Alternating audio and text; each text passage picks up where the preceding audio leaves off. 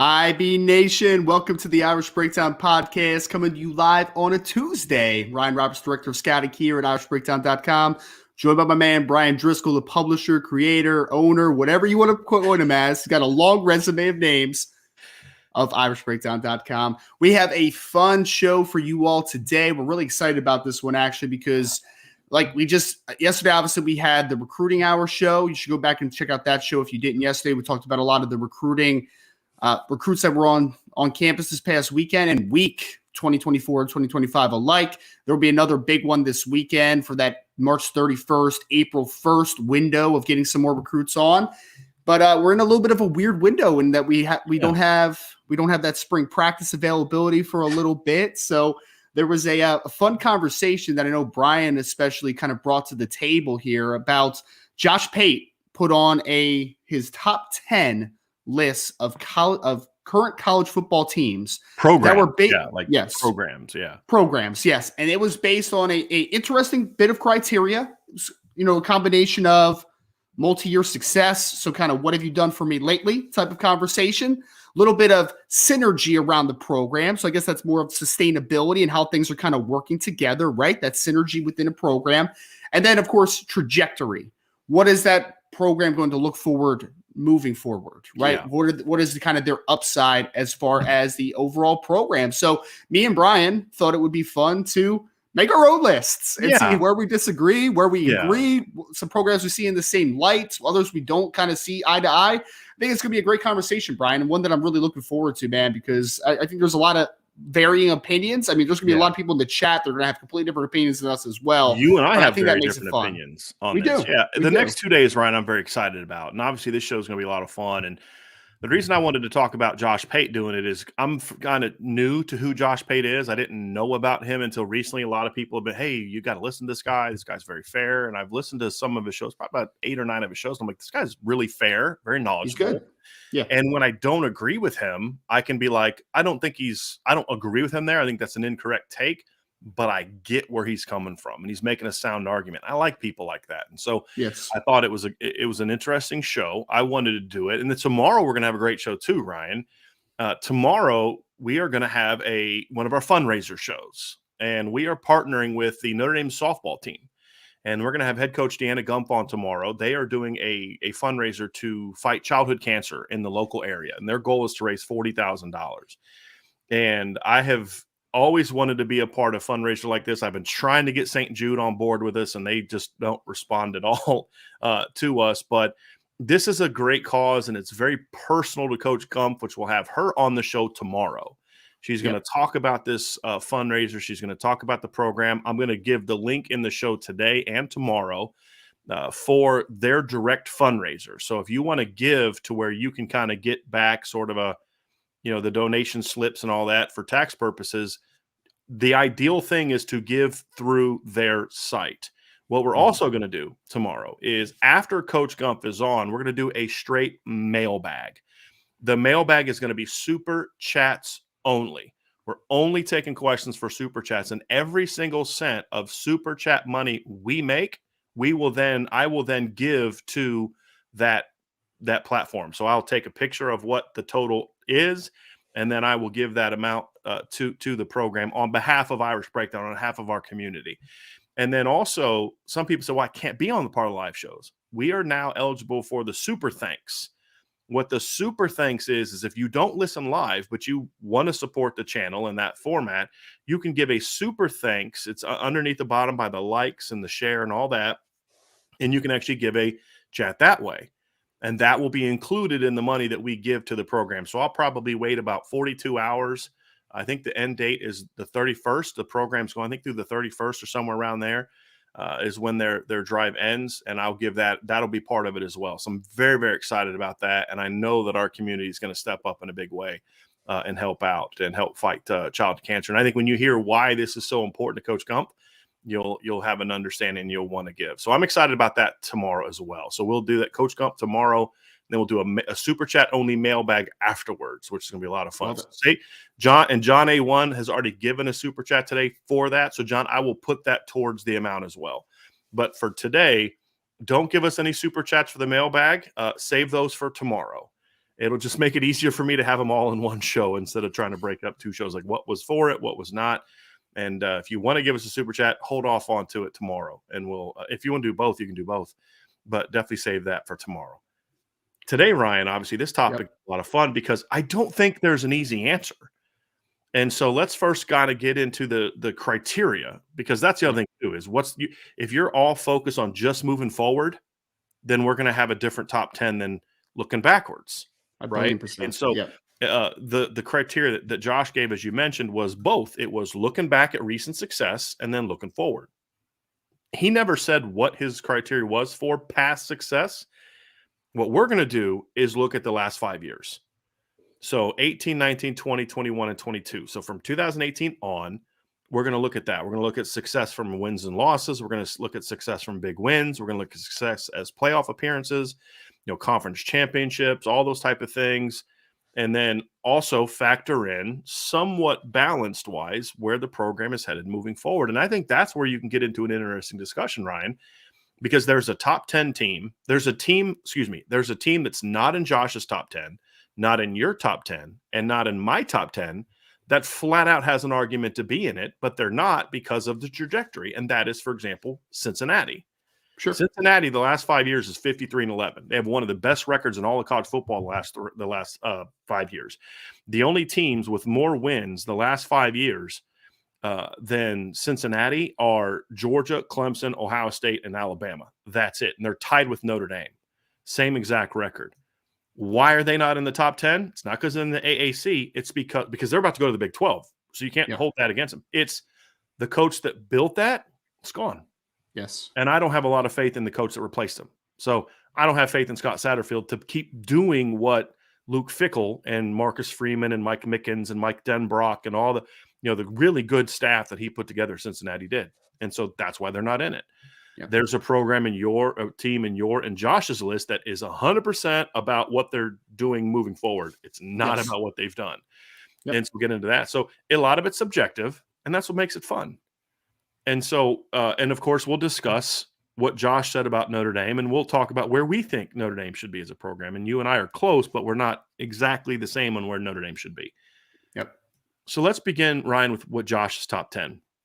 And he went 10-1, 10 Oklahoma, 9 USC, 8 Utah, 7 Penn State, 6 Notre Dame, 5 Clemson, 4 Ohio State, 3 Michigan, 2 Alabama, and 1 Georgia. Yeah. That was his top 10. There's a lot in there to discuss. You have some agreements with him. A lot of agreements. Actually, a lot of agreements. Yeah, a lot of agreements. Your top 7 is on point with his, which we'll get into. Yeah. So let's kind of go through it, Ryan. I thought the Oklahoma one was very. So well, let's think.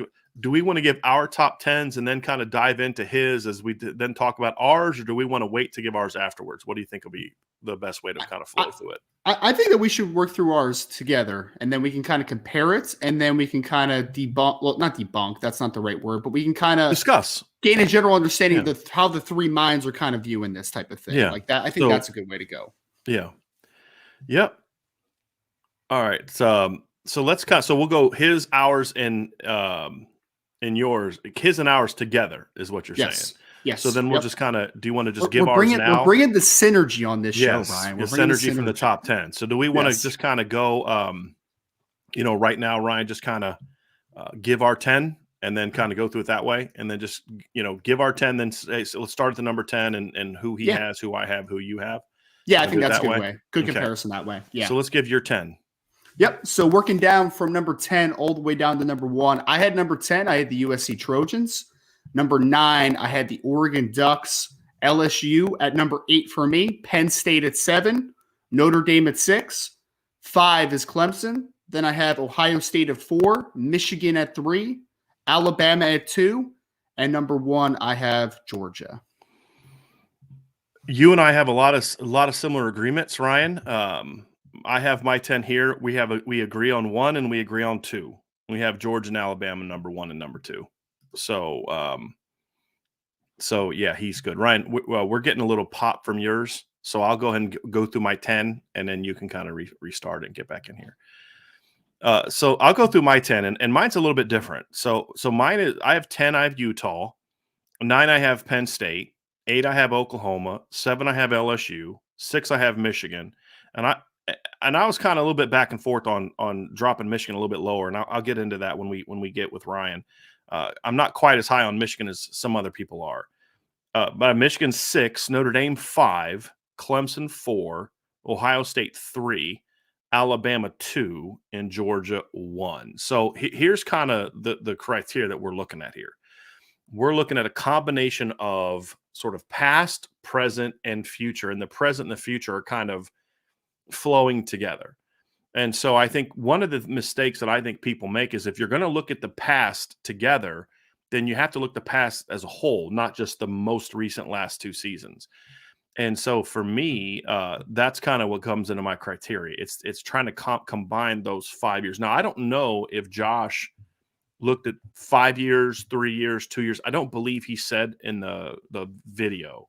He mentioned, I think his specific phrasing of it was like a multi-year look. So clearly he's looking back to some degree. And I think the biggest conversation to start with, Ryan, is do you agree? Well, let me ask you this. A team that we don't have in it, Cincinnati. Yep. If Luke Fickell was still at Cincinnati, would you have them in your top 10?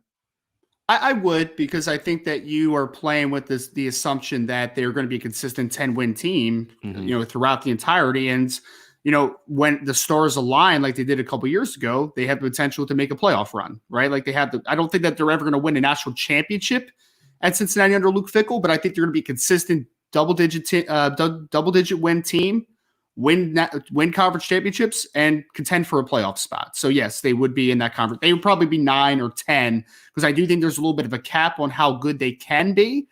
But I do think that the consistency is really what kind of stands out for Coach Fickell at Cincinnati. So I think the next one I find fascinating, Ryan, is the USC conversation. And you and Josh both had USC in your top 10s, and he had them 9 and you had them 10. Make your case for USC, and I'll explain why I don't have them in my top 10. Yeah. Well, I think that the tough part that comes with these like past conversations for me, Brian, as far as like what they've been, is that we're talking about multiple regimes, right? Mm-hmm. And that's kind of where I think the conversation gets a little muddled. Like, I don't want to hold against Lincoln Riley what Clay Helton did before him, right? And so, like, I know we have to look though at that scope, so that's why it pushes them down my list, obviously, at number 10. I just wanted to get them on because when you look at kind of what the future is, I think about, one, I think it's great when USC is good, for the betterment of college football, for one, right? Better for Notre Dame and better for college football. Agree. Exactly. 100%. And USC is one of those spots that's always going to get football players. They're always going to get high-level athletes. And Lincoln Riley has shown, although I think that there is some question if he could take a team over the hill, that he's going to get an offense to such a high level that they are going to be, a very good team moving forward. Like, I expect them to be a 10 double-digit win team just about every single year, contend for a playoff spot, and, pretty regularly as far as kind of moving forward. So I think the future really bolts them up. And again, I looked at Clay Helton's last couple of years, which were obviously not very good, especially his last year, but I didn't want to fully hold it against Lincoln Riley because that is a different regime than what you're working with now, obviously. And I think that's very fair, because if we're looking at the last 5 years and we're taking out any context, so remove context from the conversation, Ryan, USC went 33-24 the last 5 years. They went 11-3 this year, right, which is very good. But then 4-8, 5-1, 8-5, and 5-7. Based on that conversation, they do not belong in this conversation. I mean, I could argue Memphis, Houston, teams like that belong in it over USC. But as you said, it's a completely different regime. And so you have to be able to take that into context. Yep. My reason for not having them in is, number one, I just think there's other programs that are more deserving. And I think the Oklahoma debate is going to be interesting, because you could say, well, hold on, you're putting Oklahoma in the top 10 because of what they've done, but they did that with the guy that's at USC now. And that's a very fair argument. I think that'd be a very fair argument to make about Oklahoma, because if you look at Oklahoma the last 4 years, they've gone 51-14. Based on my tracking of the win losses of the teams that I considered, Oklahoma would be 6th in that list of schools. they went 51-14. Michigan, for example, went 46-14. In that stretch, I believe Oklahoma from 18 to 22 has made 2 playoff appearances. Well, okay, but who is the head coach on those playoff teams? It would be the counter argument, and that's very fair. And I think you can make that case, which is why I'm not banging either you or Josh for having USC in there. I get it. Yeah. My reason for not having them is twofold. Number one is I'm still not sold on Lincoln Riley as being able to take USC beyond what they were last year. And he did that with an all-world quarterback. And with all due respect, I don't think Malachi Nelson's that guy. And I don't know who that guy is going to be unless they get another transfer. I don't love the team building through the portal. I don't think that's sustainable the way that it is with other programs. For example, you look at Oklahoma. Oklahoma had a big impact this past year in the portal, right? I mean, we've talked about that. I thought Oklahoma had a really good portal offseason. Got some, and not just getting the big names. They didn't get a ton of big names, but they got a lot of like good program guys, which they need at positions of big need. The difference, however, Ryan, to me is Oklahoma still did a lot of high school recruiting.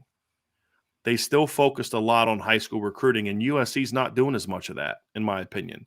Sure. And they're trying to focus more on the portal, whereas Oklahoma's using the portal the way that I think the portal is proven to be successful, which is filling holes, building up weaknesses that you can't assume a freshman is going to come in and do. And so I don't know. We have yet to see Lincoln Riley build a team the way that I think works, because he didn't do it at Oklahoma. He inherited a great situation at Oklahoma. So that's kind of why I need to see him do it for another year. If they have another 11-3 year next year or better, then I'm willing to put LSU in. I just need to see more than one season of it. And his track record at Oklahoma, while good, and they're going to be in my top 10, I just wonder if it's sustainable. And this is unfair of me to say, I'm completely admitted, I'm not sold he's going to be there for the next 5 years. It's fair. That is 100% conjecture. That's an unfair thing to say, to be completely honest with you, but that's where I'm at with that one. Yeah. So I just need to see a little bit more sustainability for me. Now, I think that they'll be in this. They could jump into the top 5 next year, Ryan. If he has another offseason like he did this past year, and the portal kids that they got work like last year's portal kids work, they can get better on defense. That's a big thing for me too. They play no defense. Yeah. And I'll talk about Oklahoma in a minute when it comes to that one. But if he builds on what they did last year, they could go from not in my top 5 or not in my top 10 and at number 10 for you and Josh or 10 for you, 9 for Josh to top 5. I mean, USC is always capable of that. Yeah. It didn't take Pete Carroll very long to build USC up. And I would argue that USC is in a better place now with him arriving than when Pete arrived, because Pete couldn't go to the portal the way that Lincoln Riley can. And it took Pete, 4 years to win a title? Yep. Right? And the Pac-12 was better, in my opinion, back then than it is now. So those are things. But here's the final thing for me.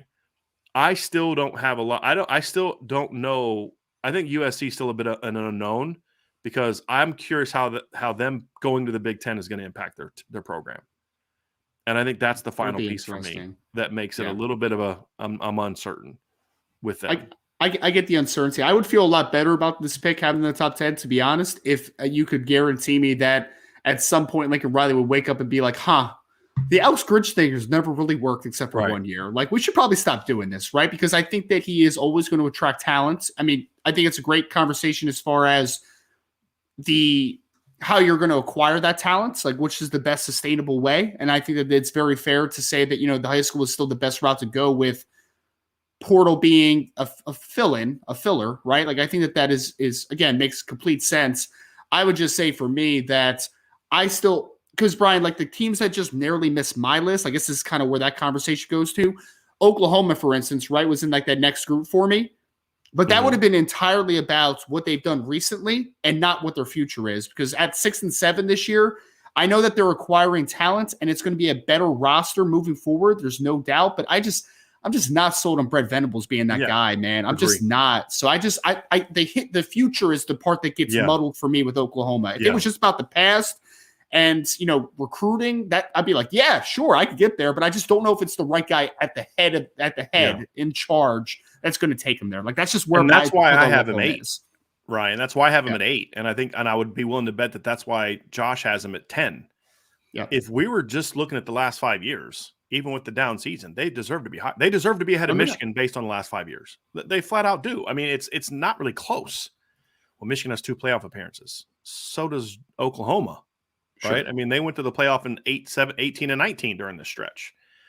And so Michigan lost to a Big 12 team in the playoff. Right. I mean, first Big 12 team to win a playoff game, I think, in the history of the college football playoff. I don't think a Big 12 team has ever won a playoff game, correct? Oklahoma's been the only one that ever made it, and they didn't win a playoff game. Yep. Until Michigan faced one. Right. So if we were just looking at the last 5 years, Oklahoma flat out is a top 5 program. Or at least at worst 6. But you could argue they should be ahead of Michigan. And you could potentially argue they deserve to be ahead of Notre Dame because they have some conference championships in their belt.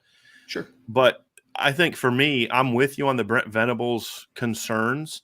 But here's where Brent Venables won a little bit of a let's see how he does.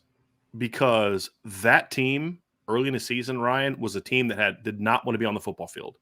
They did not want to be out there. And he pushed some buttons that the team didn't get necessarily a lot better down the stretch. They were better. Yeah. But, they lost like 4 of their last 5. But you know what? They didn't quit. They competed. They battled. Where early in the year, Ryan, they were not competitive. I mean, early in the year, they lost to Kansas State by a touchdown. It wasn't that close. Let's be honest. It wasn't as close as a 7-point game. They got blown out by TCU, and they got blown out by Texas. He got them to rally back with a big win over Kansas. At the time was big. They beat Iowa State on the road. And then they lost to Baylor and West Virginia and Texas Tech and Florida State. But each one of those games was a 3-point loss, and they looked great in the bowl game against Florida State. I mean, Florida State had to pull out all the stops to win that football game. So that just gave me a little bit of hope, and then they've had a really good offseason. Somebody wants to tell me that Oklahoma doesn't belong in it because Brent Venables has to prove himself. I'm with you. I just think based on their track record that they belong in there at 8. I think what you could argue with me about, Ryan, is maybe put them down a little bit. I'm a lot lower on Penn State than some other teams. Now, here's an interesting team that you did not have in your top 10 that Josh did. Josh had Utah at 8. I had Utah at 10. Yeah, I'll make my case for Utah, and then you tell me why you didn't have him in it. Sure. Number one is, I think when you talked about stability, there's very few programs that have more stability than what Utah has been. You're talking about a team that in 3 of the last 4 years has won at least 10 games. The only year they didn't win 10 games was the COVID year because they only played 5. And they're back-to-back Pac-12 champs, and they just beat USC twice. I mean, Lincoln Riley with his all-world quarterback, and Utah's throwing out freaking Cam Rising. And they had injuries at running back. They had issues on defense with some personnel injuries, and yet they still went out and won the Pac-12 again. That, to me, said a lot about Utah and just the consistency. Now, I do not think Utah is a team capable of winning a championship. I don't, which is why I have them 10th. Yep. But I think they're one of the more dependable, steady programs the last 4 or 5 years. And they've recruited well.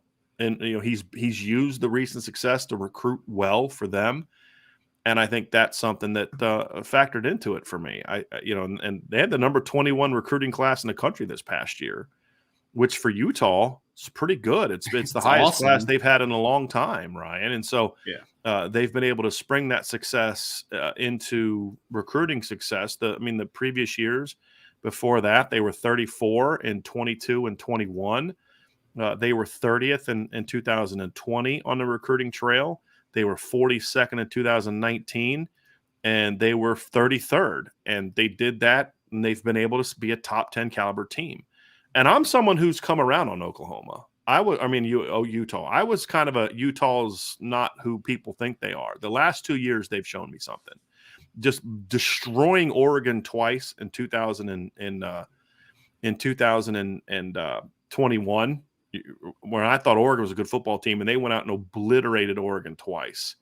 Yep. And then to come out this year and beat Oregon, they lost to Oregon on the road in a close game, they could have won, and then they beat USC twice. I mean, the last 2 years, they are 4-1, I think, against USC and Oregon, and they're not going down. Those other programs have to rise up to them. And until they prove to me that they can out-coach Utah and out-physical Utah, I'm still going to have Utah in there. And right now, Utah is my only Pac-12 team in the top 10 for me, just because they have had such a lack of success when they play out. Utah is the only team in that league that's been able to go out of conference and be competitive, in my opinion. Those other teams have struggled to do that, in my view. Yeah, I mean, Utah for me is everybody, I think that listens to this channel knows that I'm a big fan of Kyle Whittingham and what he's been able to do at Utah. I mean, you work back to even his days in the Mountain West when they were a dominant team. And then there was some transitional stuff, obviously, that when they went to the Pac-12 and there was a couple down years there. And, the last few years specifically, Coach Whittingham has gotten that team to being, right at the top of the Pac-12 the last 2 years, right? As far as winning Pac-12 championships. I love what he's done. The consistency, I think, is incredible. Utah is lucky to have the regime that they have because they just continue to keep guys like Kyle Whittingham, to keep Morgan Scalley as their defensive coordinator. I think that sustainability has been fantastic. The reason that they were the first team off my list at number 11 is just because I just question what the upside is long-term. Like, that's my biggest thing. Sustainability is great. Coaching, love it. Some talent that I really like. But I think that USC, for me, as a team moving forward, that if they are, as they continue to build up, I think that they're a potential playoff team in a decent stretch of years. That's kind of where I look at Utah. I don't think they quite have that window. Contention for Pac-12 championships, no doubt. They've shown that the last 2 years. Winning 10 games, absolutely. They've shown that. I just question if there is a championship over the Pac-12 championship window for Utah. I don't know if they quite have that, in my opinion. And I don't think there is with Utah, but that's why they're not a top 4 team. Yep. If I thought they were a championship caliber team, they'd be my top 4. I would love to see Kyle Whittingham. I would love to see him go to like a different program just for like a couple year stretch where I'm just like see what he can do with a little bit more resources. I would love to see it. Would he be that good though? That's the thing is like some guys are just great fits at certain spots, and that's what you wonder. You don't know. But the word you used right there discussing USC is why I can't put them ahead of them yet. Because USC is still a potential program. Sure. Like you look at last year, the only really good team, I would say, that they really beat last year was Notre Dame. You could argue UCLA, but in Notre Dame did not play well and still had a shot in the fourth quarter to get in that game, to get in that game. Utah beat them twice. They got beat by Tulane, and it's just kind of like, they got to still show me. I can't put a team in the top 10 that's still all about potential, in my view, with no track record or very little track record to speak of. Having said that, I'm not going to knock someone for having USC in the top 10. I just feel like I have to go too much onto – because we're trying to balance past, present, and future, right? With USC, the past is just – it's not good at all. It doesn't belong in the conversation. And the future is very bright, in my opinion. It is. I think USC is going to be 5-6 in no time. But they just have to prove to me that they're going to be able to get there first. And once they do, then I'll be on board moving them up because I think he can do very similar things at USC that he did to Oklahoma. It's just he hasn't shown me he can win against non-conference opponents. He certainly didn't look great against non-conference opponents last year. So a depleted Notre Dame team played with them for 4 quarters, and they got beat by Tulane. That's kind of where I'm at with USC. Oh, I actually got Tulane on this list, man. I completely forgot about the fighting Green Wave, man. They're not going to be on my list. So Josh, we've talked about Oklahoma. So Josh had Oklahoma 10, USC 9, Utah 8. We've talked about those 3 teams. Yep. Ryan, the number 7 team on your list is the number 9 team on my list and is the number 7 team on Josh's list. So let's go there next, and that's Penn State. Sure. Just you state your case for Penn State. They're in my top 10 as well, but I'll explain why I have them a little bit lower than others. Well, I think that this is a similar conversation to Utah to a degree, right? It's about sustainability. Over the last couple of years now, you're seeing that this team is just rising to – they're going to win double-digit games. Like, I didn't think they were a great team this year, Brian, and I kind of blinked my eye and they win like 11 games, right? I'm just like, that's – they have talent there, right? And James Franklin has shown that he can create sustainable programs. I mean, the guy won at Vanderbilt. Who else has ever done that, right? So I'm not the biggest James Franklin fan of all time. People know that already. But I can't just kind of gloss over and say like that he hasn't taken Penn State to a pretty good level as far as sustainability, winning games year in and year out. And he recruits at a very high level, right? Like they're always going to have a plethora of talent in Happy Valley. So is there some concerns for me as far as, could they compete for a Big Ten championship? It's possible any given year, in my opinion, with the roster they have. Can they make a playoff run? Maybe once in a blue moon. Can they win a championship, a national championship? I don't think so. No, I don't think that they are, which is why that they're lower on my list. I think that they're down at number 9. But the other way I look at this with Brian is that for the future we're talking about, right? There's that floor with Franklin as far as they'll win a good amount of games and they'll be in that contention conversation. If James Franklin ever leaves and they get a really good coach in there, then you're like, that roster is ready to go, man, if you get the right hire. So they can't – I think the talent level – when you look at the talent on the roster the last couple of years and even now, you could argue that they should be higher on this list just from a pure roster perspective, right? But the thing that holds them back and why they're only why they weren't any higher than 7 for me is because I just question if James Franklin has a high ceiling to the program. But regardless, moving forward, that is a talented roster that if the right coach is in place, whether it's Franklin or not, they have some stuff to work with, right? So I think that it's just a good meshing of past, present, and future, because I think that there is a floor to it, and there's a lot of talent in that roster, obviously. Here's my issues with Penn State. Penn State is the biggest stat padding team in college football, in my opinion. And what I mean by that is the last 2 years look great, Ryan.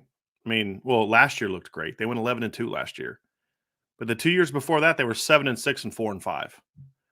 They went 11-2 in 2019, won a major bowl game over Memphis, and then they were 9-4 the year before that. They're 42-19 the last 5 years, which is good, but it's not in the same conversation as other programs. Like for Notre Dame, for example, who we all have higher than Penn State, but some people say, they deserve to be over Penn State. Notre Dame's 53-11 the last few years. Notre Dame's worst year at 9-4 is tied for Penn State's would be Penn State's tied for their third best season.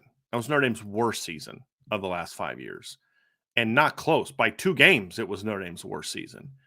Their recruiting is very good. It's always been good. James Franklin's always had talented teams. He just never gets the most out of it.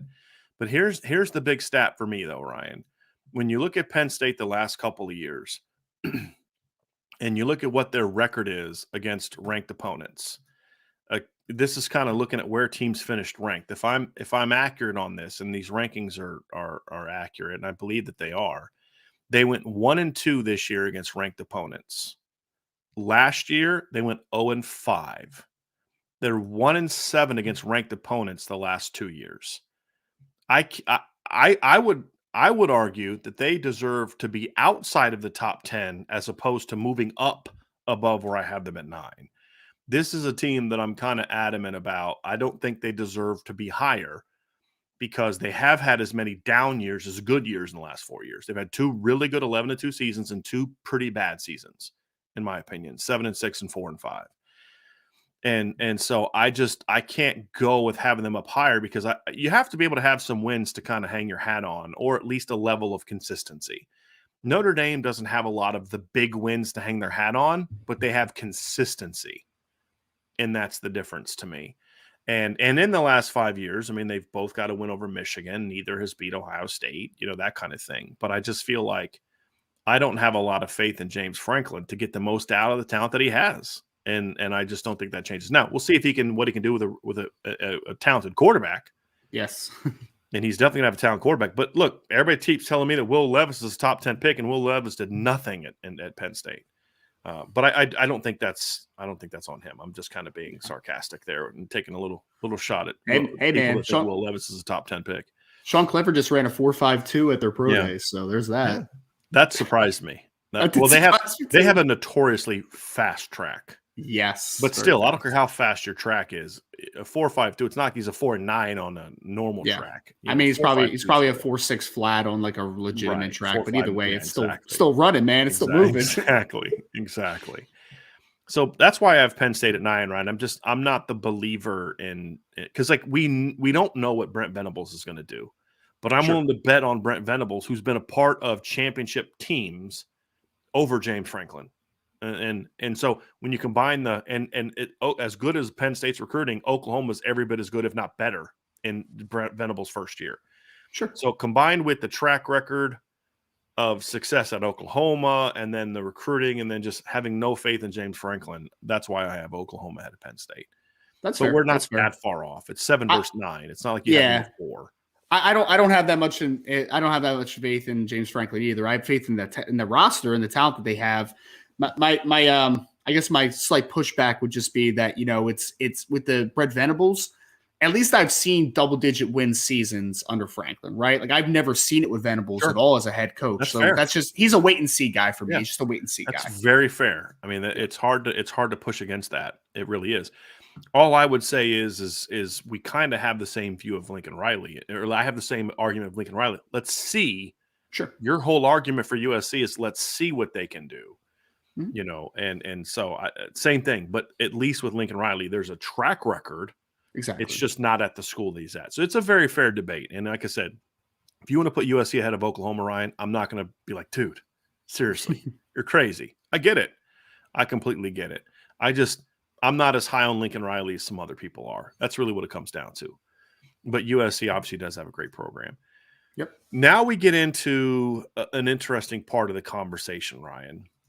You and Josh both have Notre Dame at number 6. I have Notre Dame at number 5. Okay. And you have Michigan at 5. Ryan has Michigan, or Josh has Michigan at 3.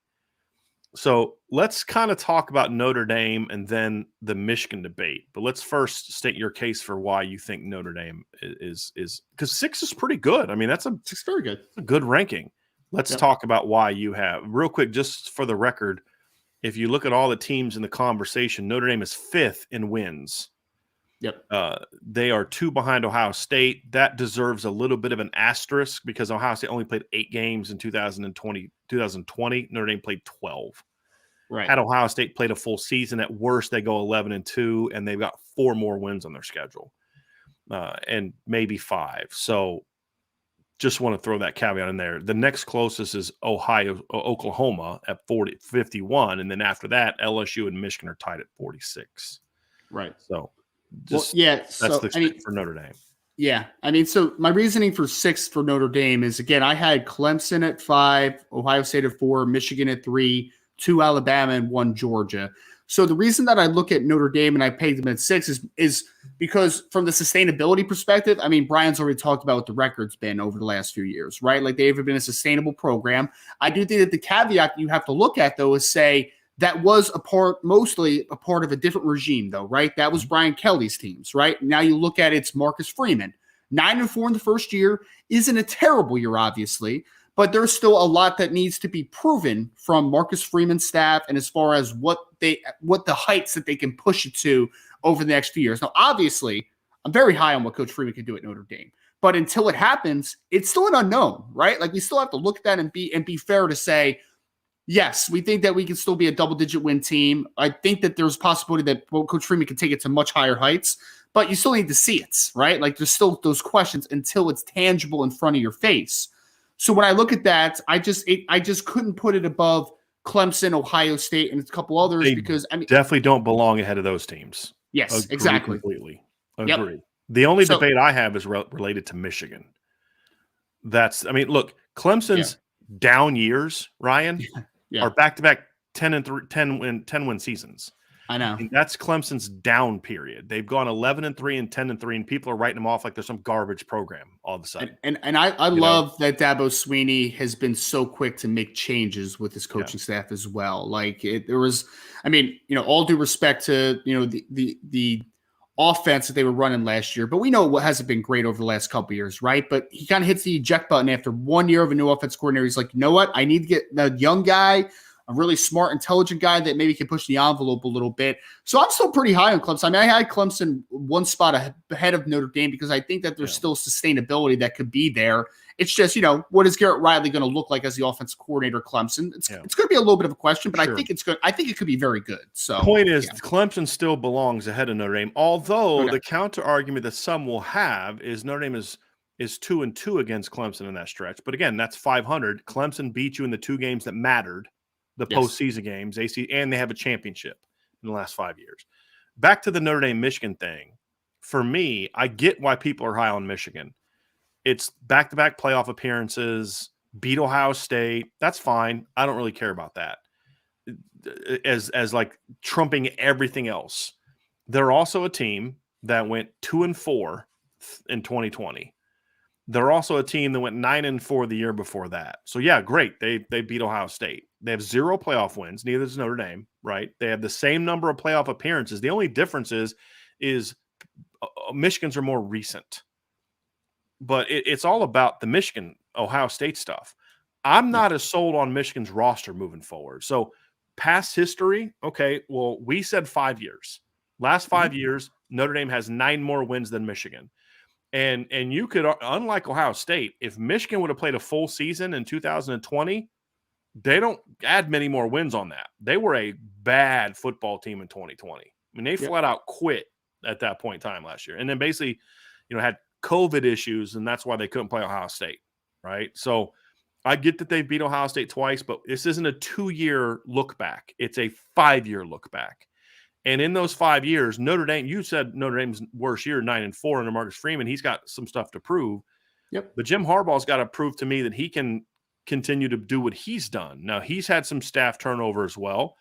Is this the new Michigan, or did Michigan just have a nice little 2-year window with a veteran team and they've, a chunk of those guys are going to be gone? That's a question for me. I also think that Michigan's success has been inflated by crap non-conference schedules.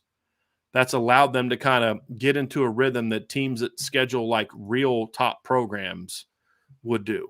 And so to me, I feel like they're closer to Cincinnati than they are to some of those other teams. Like Ohio State's gone to the postseason, played Clemson down to the wire, beat Clemson the next year in the postseason, played for a national title. Yes, I get that they've lost to Michigan the last 2 years.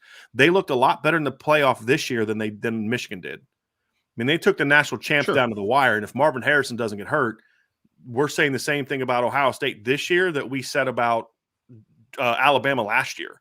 Hey, if Mechie and Jamison Williams don't get hurt, Bama's the champs last year, right? I say the same thing this year. If Marvin Harrison doesn't get knocked out of the game, I don't think Georgia beats Ohio State, and Ohio State would have destroyed TCU. Just like because here's the difference, and you said I think it's you that said this, Ryan. You or Sean, I think it was you.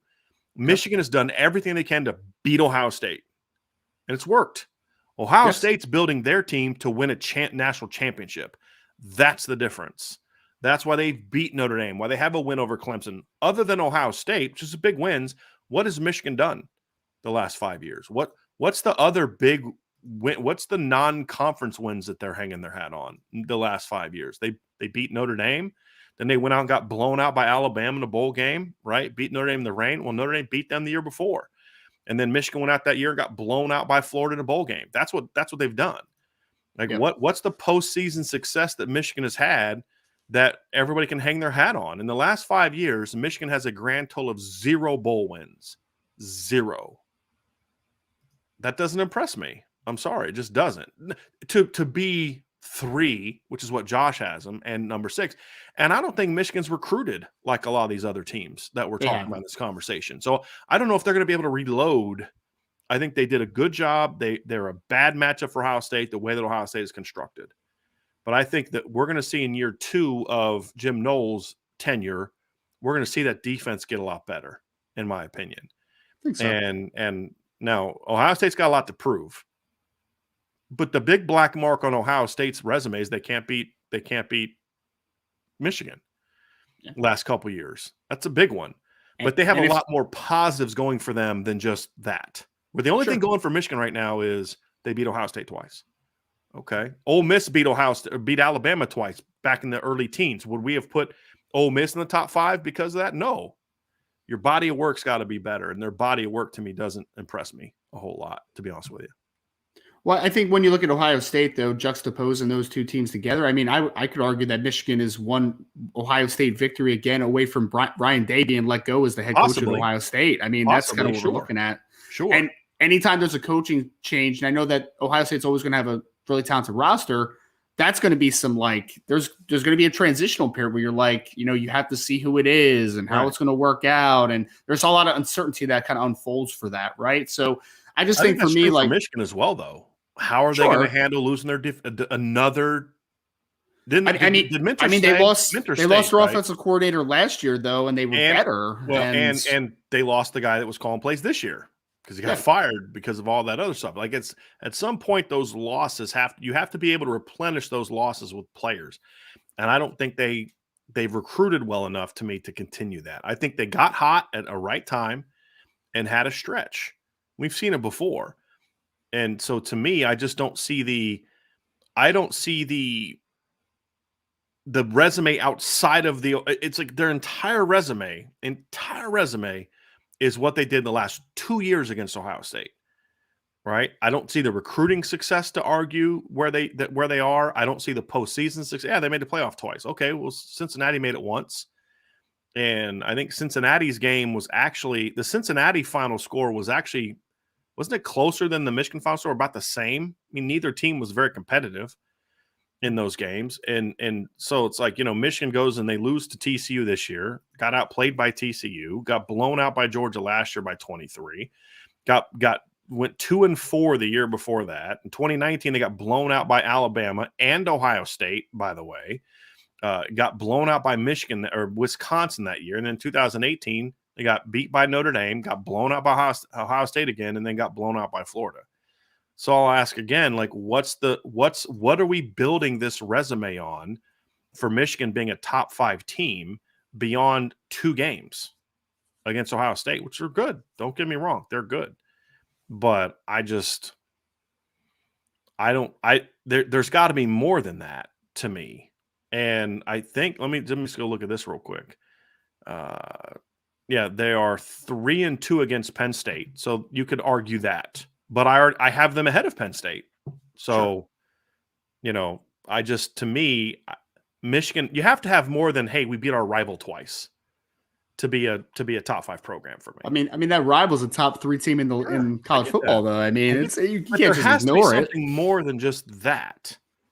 Right. I mean, they just won a Big Ten championship, right? I mean, that matters. Doesn't that matter? Because they beat Ohio State. But who'd they beat in the Big Ten championship? A terrible Iowa team. Hey, man, they can't choose who made it on the other side. I get all that. But when you're comparing them to other teams, put it like this. In the last 2 years, the team that they played in the Big Ten title game, would either of those teams have beat Notre Dame? No, probably not.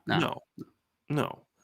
So that's my whole thing is what do we base success on? You beat your rival. Okay, check. They're 2-2 against their rival the last 5 years. Because we said we're going to look at the last 5 years. 2-2. Are they recruiting better than Ohio State? No. What are their big non-conference wins? Beating an okay Notre Dame team in 2019, right? Is that their? I mean, have they done anything else out of conference other than that? I mean, their last 2 years, and that's the thing where I'm holding against them. I'm holding against them a little bit the fact that they've had a joke of a non-conference schedule the last 2 years, an absolute joke of a non-conference schedule, and yes, I am going to hold that against them because while Ohio State's going out and playing Notre Dame in the opener, Michigan's playing UConn and Hawaii and Colorado State out of conference. That's a joke. That's a joke. I'm sorry. You get no respect for me when you're doing that. UConn was a bowl team last year, man. And that was their best non-conference win. That was their best non-conference win. That says a lot. So the Ohio State wins are why they're 6. Because let's be honest, Ryan, if they lost to Ohio State the last 2 years, just those 2 games, they're not in the top 10. They might still be at number 10 for me, honestly. Based on what? Still sustainability. They're still winning double-digit wins every year. No, they're not winning double-digit games every year. Last 2 years. Last 2, you said every year, but we said we're looking at 5. The 2 previous years, they were 2-4, 9-4. They weren't a 10+ win. But here's the thing: if they have the loss to Ohio State, what's the resume? 0 Big Ten championships, right? You talk about probably still don't have any postseason wins because they haven't beat anybody in the postseason. They're just good enough to play teams that whoop them every year. Their entire resume is built on those 2 wins, because if they don't beat Ohio State the last 2 years, they're no different than Penn State, in my opinion, with the exception of Penn State never was as bad as Michigan was in 2020, in my opinion. So I don't think they're a top 10 team if they don't have those 2 wins. And that's my whole point, is you can't be a top 5 team, in my view, if you're basing your entire 5-year span over 2 games. That's my whole thing, because no one has still been able to point to me anything in their resume beyond those 2 wins as being a top 10 team. Because we say, well, they were a top 10 win team 3 of the last 5 years. Well, so was Cincinnati. And Cincinnati has a bigger win on their resume than what Michigan would have if you took away the Ohio State wins. Now, you can't take away the Ohio State wins, which is why I have them 6. But that's my whole thing, is they're at 6 strictly because of that. And I was even debating whether to have them 7. And that leads me to a team that's next on my list that neither you nor Josh had in the top 10. And I was shocked by that. And that's LSU. No, I had LSU in my top 10. I had them at 8. Oh, I see him. I thought I didn't see him there. Yep, you had him at 8. Yep. I was shocked Josh had him at 10. I'm cool with you having him at 8. We're only 1 off at 7. But if you're going to look at recent success plus trajecting forward, I think you can make a better case for LSU to be ahead of Michigan, because in the last 4 years, LSU has a national title. In the last 4 years, LSU has as many 10-plus win seasons as Michigan does. And they're recruiting better than Michigan is right now. And their head coach, I think Brian Kelly's going to have LSU to be a good football team. I was never one of those people who says he's going to be fired. I have a buddy who's going to be fired in 3 years. I was like, based on what? There's no track record of Brian Kelly failing like that. Yeah. What I've always said is he's not going to win a national championship there. And I still believe that. But he's going to win there. He's already did a nice job of that last year, went 10-4, had a win over Alabama.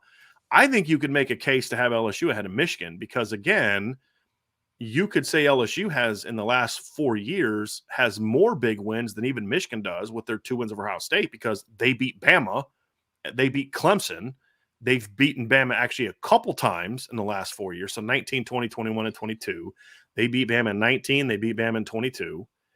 And then they have a national championship, as I mentioned. So I look at them and I say, you look at a common opponent last year, and Michigan beat Purdue 43-22. LSU beat them 63-7. And they're one common opponent.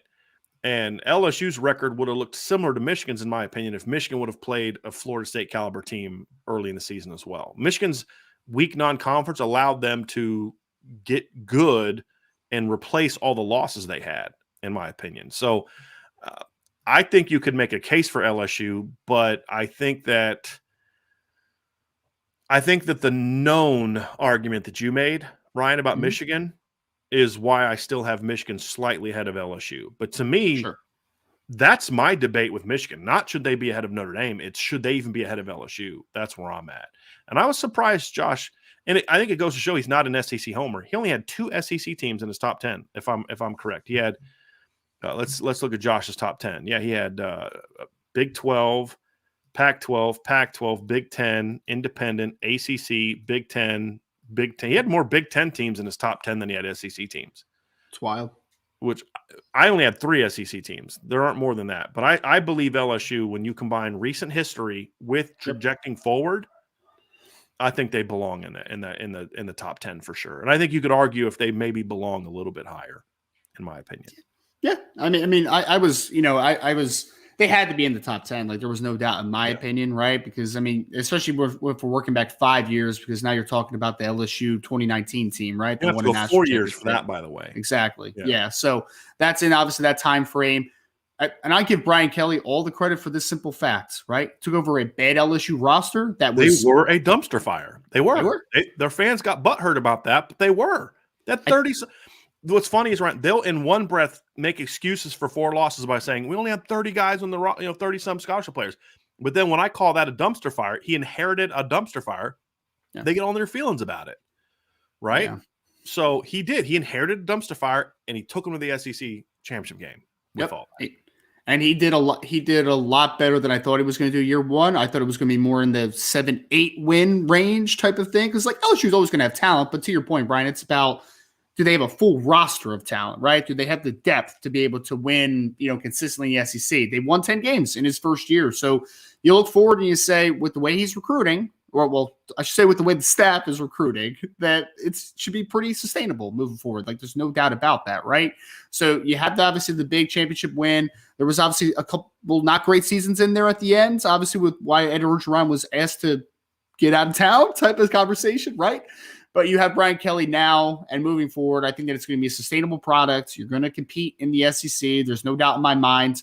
I always come back to, though, that I think that there's a little bit of a cap on what Brian Kelly can accomplish. That's my biggest thing, right? They're going to win 10 games. They're going to compete in the SEC. Are they going to win a championship? I have my major question marks there, which is why they're still at 8 for me and not a little bit higher. Is the only reason I don't have them a little bit higher on the list, because I do like a lot of what Brian Kelly is doing at LSU. I just look forward to this season, Brian, because what's another thing that the staffs under or teams under Brian Kelly were always known for? Year 2 regressions at quarterback. Yes. Let's see what Jane Daniels looks like in 2023. Although I have more faith in Mike Denbrock than I do Brian Kelly. That's why I don't think we'll see that same level of drop off there. But yes, I mean, that's the fascinating thing is, can Brian Kelly build on his first year? Sometimes you ask yourself, like, did we win too quick? Yes. For a rabid fan base. And if they'd have gone 8-5 last year, Ryan, they'd have made fans would have made all the excuses in the world. And then if he jumps up to 10 wins in year 2 but doesn't make the SEC title game, but they go 10-2 and they lose to Bama, they're like, wow, what a great turnaround. But the fact that they beat Bama and played for the SEC West Championship in year 1, you sometimes wonder, are LSU fans going to have an unrealistic expectation of what this team should look like in year 2?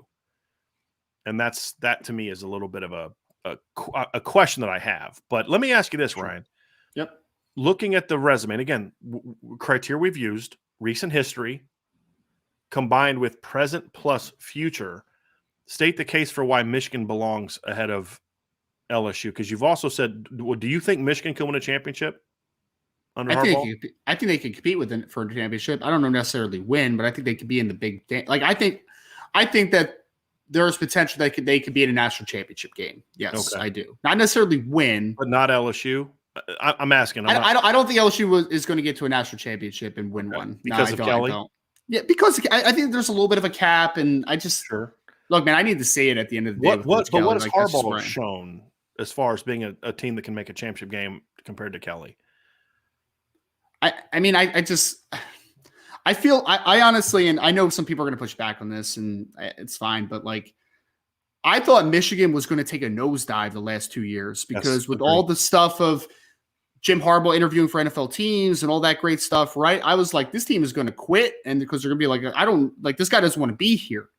And Jim Harbaugh has really impressed me because I'm like, that guy, amidst a lot of questions probably around the future of the program as far as his involvement in the future of the program, has still developed that team well, man. And I'm looking at guys every week now, Brian, where it's like Mike Morris and that Sanistral kid at nickel, where I'm just like, those kids are solid football players. Not great, though. And they're being developed at a high level, in my opinion. Like, they are getting the most out of the talent. So when I look at that, I just think that there's a little bit of a higher ceiling to Michigan than LSU right now, because I question Brian Kelly being that guy to take it to the next level. And I think that at the core, I think Jim Harbaugh can develop talent, and I think that's what he's done at Michigan over the last 2 years. I give him a lot of credit for it could have been easy for his teams to be like, man, you don't want to be here, dog. Like, I'm out of here. Like, I don't want to be a part of this.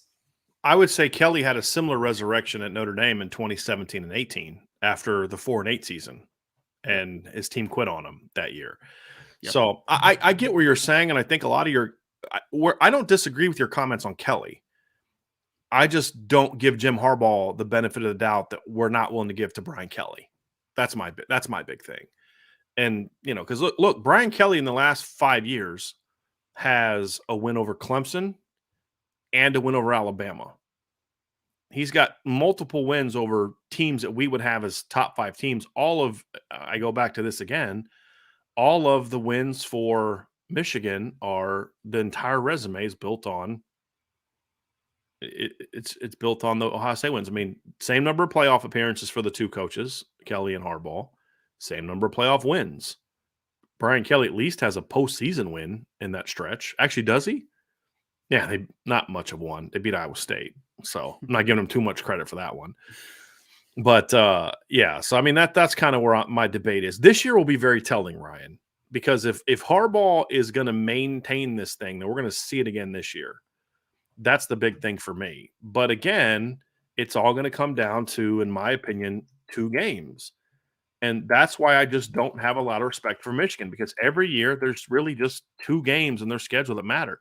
Their non-conference this year is a freaking joke again. It's East Carolina, UNLV, and Bowling Green. When East Carolina is the best team you play non-conference, you should be embarrassed to be at the University of Michigan. Embarrassed. And again, that's why I just have a hard time with that. Where LSU, not only do they play in a tough division like Michigan plays in one of the best divisions in college football. Would you agree with that? The Big Ten West is one of the probably 2 or 3 best divisions in college football. I think it's right there with the SEC West in most seasons. The SEC East is coming along, but I would say that it's in that conversation. Sure, yeah. I think that the ACC Atlantic in the middle of this last decade was in there because you had Florida State, Clemson, and then Louisville with Lamar was really good. But to me, the SEC West and the Big Ten East are the 2 probably toughest divisions in college football right now. And so I'll give Michigan credit for playing in that division, but they're just not challenging themselves in other regards. And when you play that kind of non-conference, East Carolina, UNLV, and Bowling Green, I mean, I'm sorry. I mean, you should be embarrassed by that. LSU's playing Florida State. You know, like, I'm sorry. That's embarrassing. No disagreement for me on that side of the coin. Like, Michigan needs to play better out of conference. No pushback at all on that side of it. Like, no doubt. No doubt about that. And so I am knocking them for that. I'll be honest with you. When your whole season's built around, we have 2 tough games and that's about it. Then you and I swatched. There was a lot of games last year. Michigan didn't look very good and still won because they played junk week after week after week. The Big Ten outside of 3 teams, and you've even argued 2 teams, because when you and I were having a conversation about the Big Ten, you were like, you gave me that look when I brought up Penn State. Yeah. Right. And so because Penn State wasn't that good of a team this year, they weren't. No, there were obviously limitations to Penn State this year. That was my thing with the Big Ten this year. With Penn State and with Michigan, I felt there was definite limitations to just like who they were, but they just weren't exposed because of who they played. And but at least Penn State can say, hey, we went on the road and played Auburn. We tried to schedule well. You know, they were down. And where Michigan, they don't have that same, they don't get that same benefit of the doubt. And then this year, the Penn State is they're playing West Virginia. Now it's not a very good non-conference, but it's way better than East Carolina. You know, I don't know, man. East Carolina might have been able to beat West Virginia last year, man. I don't know. Yeah. I don't know. Yeah. West Virginia's pretty bad. But when they scheduled that game, you wouldn't have made that argument. That's why I said, like, when Alabama played Florida State, what was it, 2017, and Florida State it was a top 5 team going into the season. It ended up not being very good, like 7-6. I'm not banging Bama for that because they tried. They were a team that a couple years before, were in the playoff. They tried to schedule well. Just team was down that year.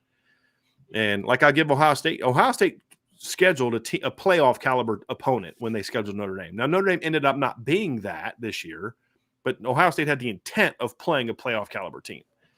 Michigan has the intent of playing nothing. Right. And let's be real. If they'd have known UConn was going to have Jim Moore Jr. be a bowl team, they might have dropped them and picked up UMass the way that Michigan. Oh, Don Brown. Don't mess with Don Brown like that. So, yeah. So that's there. So that LSU, Michigan, Notre Dame conversation is good. For me, Notre Dame, here's my case for Notre Dame. I never actually gave one. Number one, it's consistency.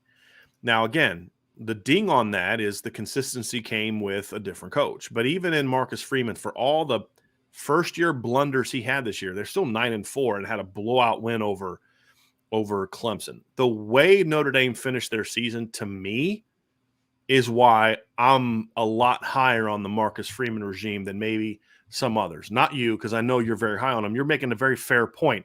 Yeah. You think the world of Coach Freeman. We both think he's going to win, but you're just saying, hey, if we're being fair and objective, I need to see it. That's very fair. Sure. The way that they finished the season with the win over South Carolina, beating Clemson the way they beat Clemson, blowing out Boston College with a beat up. I mean, Notre Dame was missing a lot against USC. That's part of football. I get that. Still battled, still went on the road, didn't fold against USC. They just didn't make enough plays. To me, I'm comfortable with that, and then I love the way that they're recruiting. I don't care what anybody says. I don't care where you want to rank Notre Dame's 2023 class. There are not 10 classes in the country, or even close to 10 classes in the country, that I'm taking over Notre Dame's. There's just not. And I've made that case even without Brandon Hillman. I don't even know if there's 5, to be completely honest with you.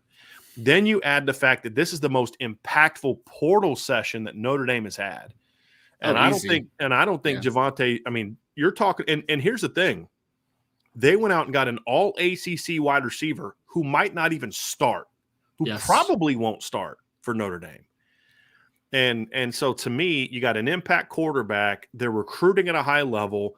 They recruited an impact quarterback in the portal. They signed a top 100 caliber quarterback in this past class, and they have a 5-star quarterback committed in their 24 class. That's been Notre Dame's big weakness the last 5 years.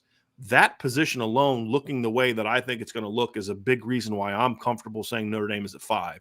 They do have some big wins, right? They don't have the big wins, right? Meaning they didn't beat an Ohio State when Ohio State was a playoff caliber team like Michigan did. Got to be fair. Michigan beat Ohio State when Ohio State was a playoff caliber team both years. Those are big wins.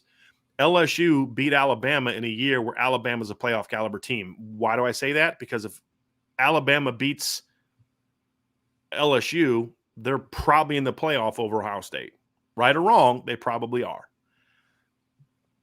And so they both beat playoff caliber teams.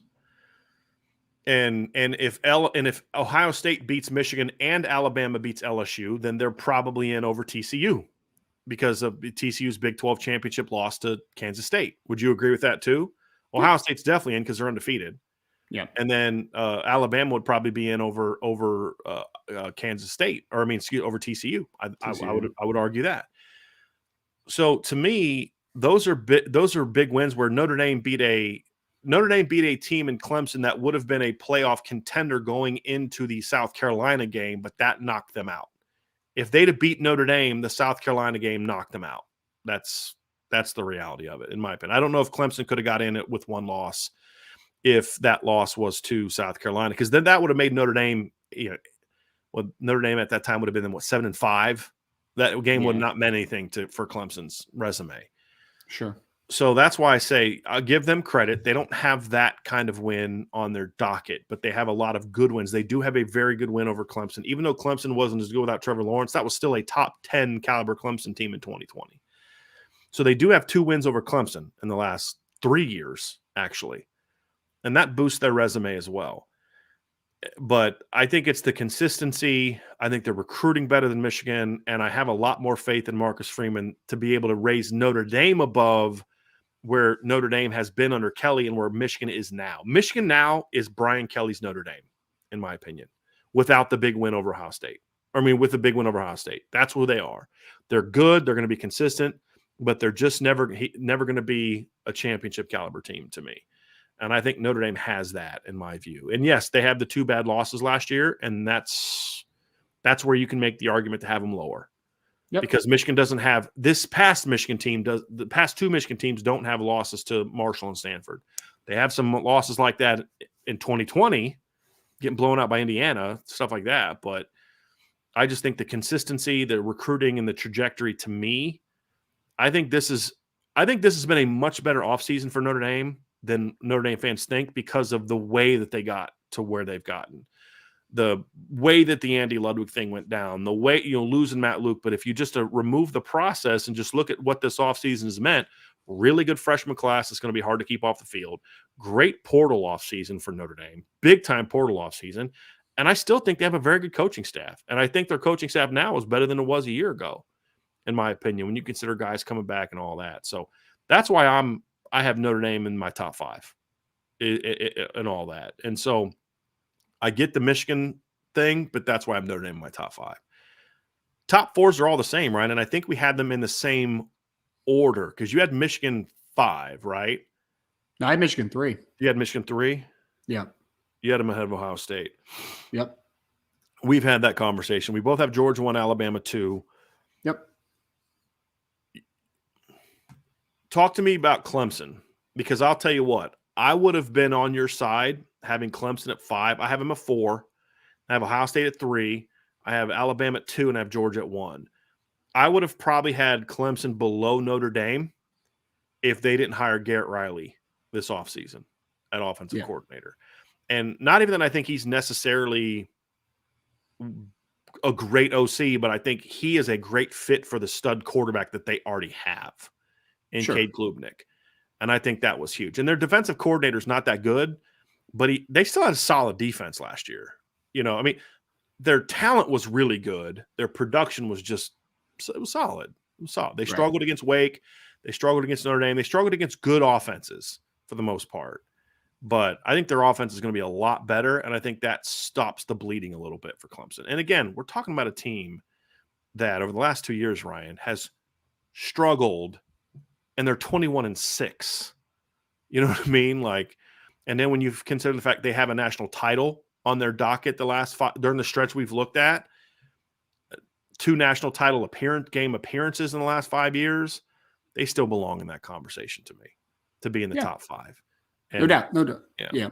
That's why I had them in the top 5. I think that for me, Clemson, the past is the past, right? We look at like 2018 and what they've been able to do. And, you know, even with DJ Uiagalelei not being a great quarterback last year, you still have a double-digit win season, right? Like there's still 11 wins. 11 wins with DJ's a terrible DJ Uiagalelei as your quarterback. Yeah, and I think that for me, you know, the sustainability that Dabo's created is fantastic, right? Like they're going to win double-digit wins every single year. Like there's no doubt. My questions are more moving forward here a little bit. And I agree. I like the Garrett Riley hiring. I think that will end up being a very good hire for them. I just don't know as much about Cade Klubnik, I think, as you do, right? So I need to see Cade a little bit more. Like I didn't evaluate him coming out of high school. That was going to be my question. Yeah. So you're not questioning Cade Klubnik. You're just saying you just haven't seen him as much. My opinion on Cade Klubnik is a couple blowout wins last year for Clemson. One game where he played a large portion, and then this little I saw of him against Notre Dame. Like that's my opinion of Cade Klubnik. I don't know anything more than him outside of that he went to Austin Westlake. And that he was a highly ranked kid. So I need to see more, obviously, from him. He's an unknown for me as of right now. And then the defensive side of the ball is really what has me a little bit down on this team kind of moving forward a little bit. Because, yes, it was still a good defense. But I would expect it to be a good to very good defense with Trenton Simpson and Brian Bresee and Miles Murphy, right? Like, that's kind of like my expectations. I thought Trenton Simpson took a step back this past year. I thought Miles Murphy took a slight step back. And Brian Bresee was dealing with a lot. So, like, I don't hold that one against Wes Goodwin as much. Correct. But I think that defense underperformed comparative to the talent level that it had. I mean, we saw against Notre Dame, man, where, like, Notre Dame was just manhandling them up front. Like, and not only that, but they out-schemed them. Tommy Rees was one step ahead of their defensive staff the entire game. Yes. Just completely out-coached by him. Yep. I just think the thing we've learned from Dabo is he's not going to just let that keep happening. There's going to be some ultimatums and changes. You know what? Honestly, Ryan, there's 2 things that have me feeling, okay, Clemson has stopped the bleeding. Clemson, prior to 2 years ago, they were into the debate with Bama for who should be 1. I mean, after 2020, that was the debate, right? Yeah. Who should be 1, Bama or Clemson? You'd probably go Bama because they had the most recent championship, but Clemson had whooped them a couple times in that stretch. You know what I mean? And so if we were looking at the previous 5 years, which would have included in 2020, would have included 2016. I think they've struggled, in my opinion, in recruiting in some areas. I think their last 2 classes have really helped resolve that. Clemson had a class last year that I view very similar to Notre Dame's, in that I think it's a very underrated class, Now, Chris Vezina is a top 50 caliber player as a quarterback. I thought they had an excellent defensive line class. I'm very high on Tamorian Parker. Peter Woods is a really good player. I like Vic Burley quite a bit. Stephylon Green's okay. I think he was a tad overrated. They got a really good edge rusher from DC that I like a lot. I'm not going to try to pronounce his last name. He's a really good player. Recruited some really talented pass catchers. I mean, if they keep Ronan Hannafin at wide receiver, we wanted him at Notre Dame as a wide receiver. And if he can't stick a receiver, it's going to be the same thing. If Ronan Hannafin moves over to defense for Clemson, he's been the kind of linebacker that they've thrived with in recent years. And that rangy, overhang 6'2", athletic kid, right? So I really like their recruiting class. I thought that their 2022 class was really good in the secondary, and they needed that. They signed some good corners some good DBs in this year's class. The DB class isn't as good as last year's DB class, not even close. But they got AJ Terrell's little brother. He's a good player. Brandon Strozer's a solid 4-star caliber cornerback as well.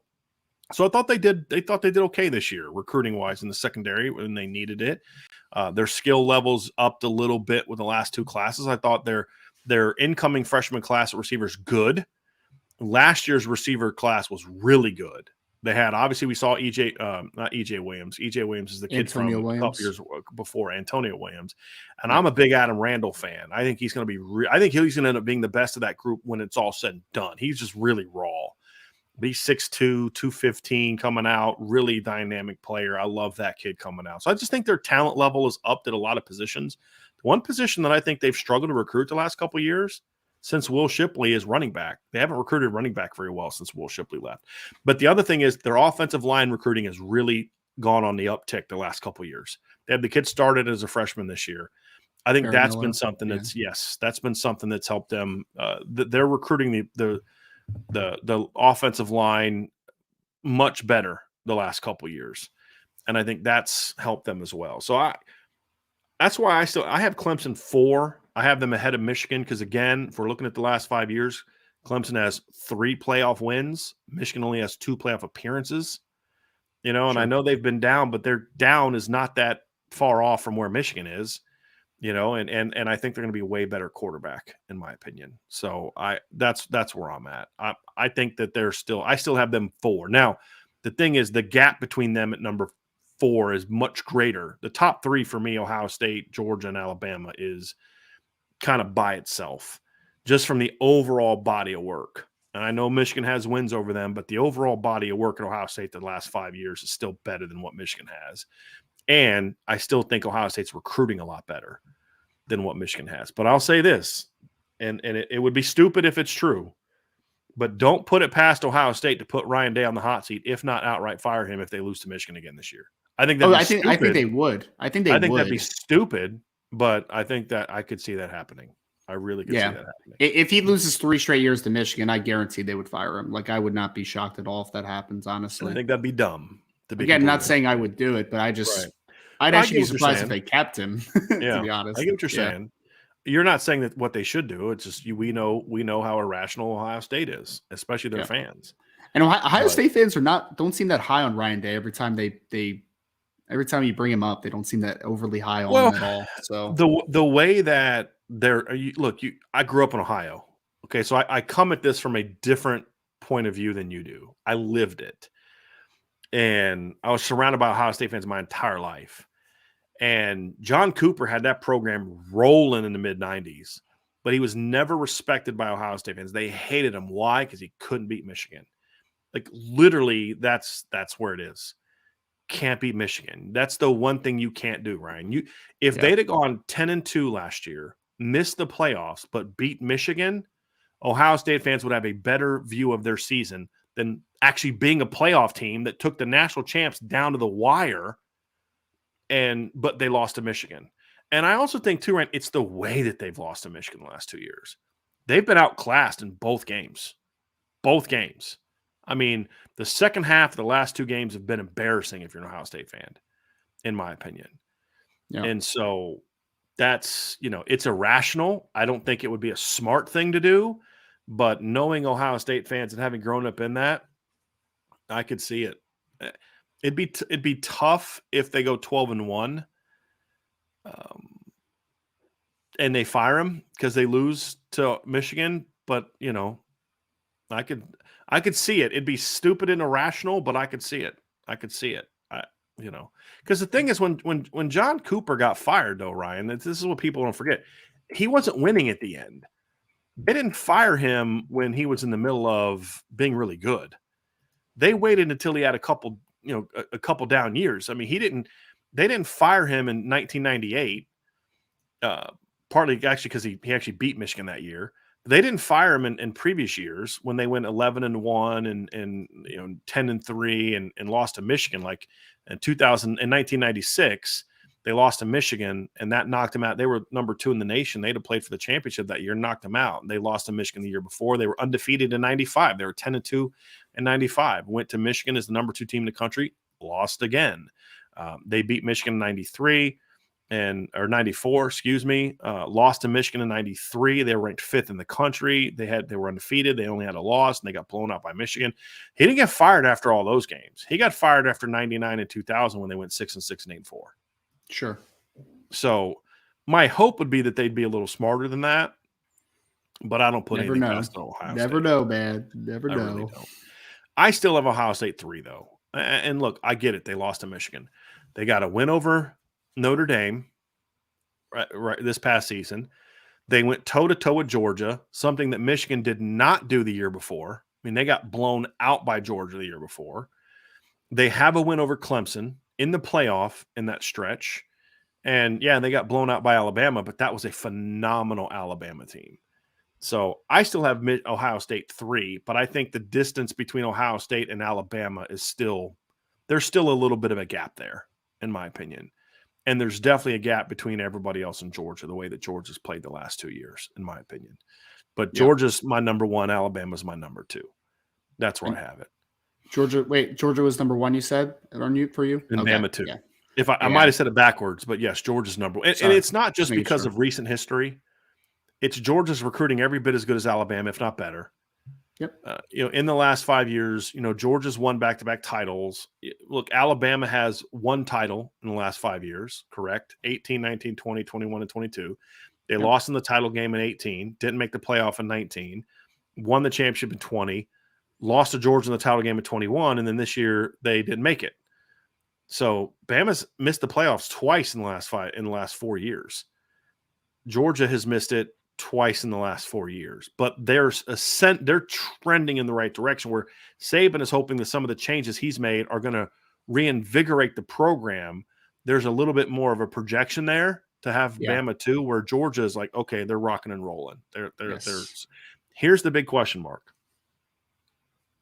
With Georgia, I did not like the Mike Bobo hire. Did not like that hire. Not a Mike Bobo guy. I didn't think he did a very good job at Georgia the first time. I didn't think that he obviously didn't do a very good job as an assistant or as a head coach at Colorado State. And I'm not a big fan of Mike Bobo. I'll just leave it at that.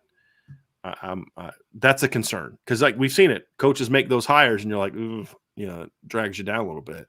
Sure.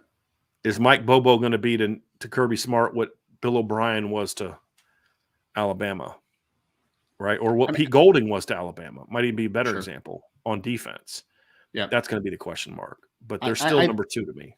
Yeah, I mean, it's going to be interesting with the Bobo conversation with Georgia. I'm just curious if he isn't great. If Kirby Smart has the wherewithal to hit the eject button sooner rather than later, because we've talked about it, man. Every head coach makes a bad hire occasionally, right? It's about how you kind of work back from it. And if you're able to kind of recognize it early enough to make, obviously that decision.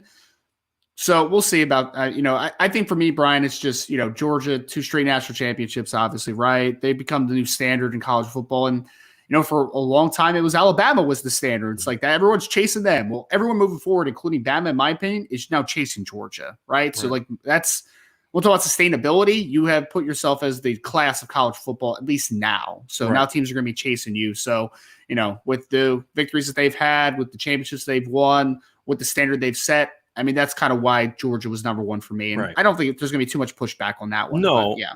Here's the pushback you could make, Ryan. Okay, listen, if we're going to talk about the last 5 years, the reality is Alabama has let's see, Alabama has gone, they beat Georgia They didn't play in 18, did they? Who did Georgia beat in the SEC title game in two? Who did Alabama beat in the SEC title game in 2018? No, they did beat Georgia, right? Hold on a second. Let me pull it up here.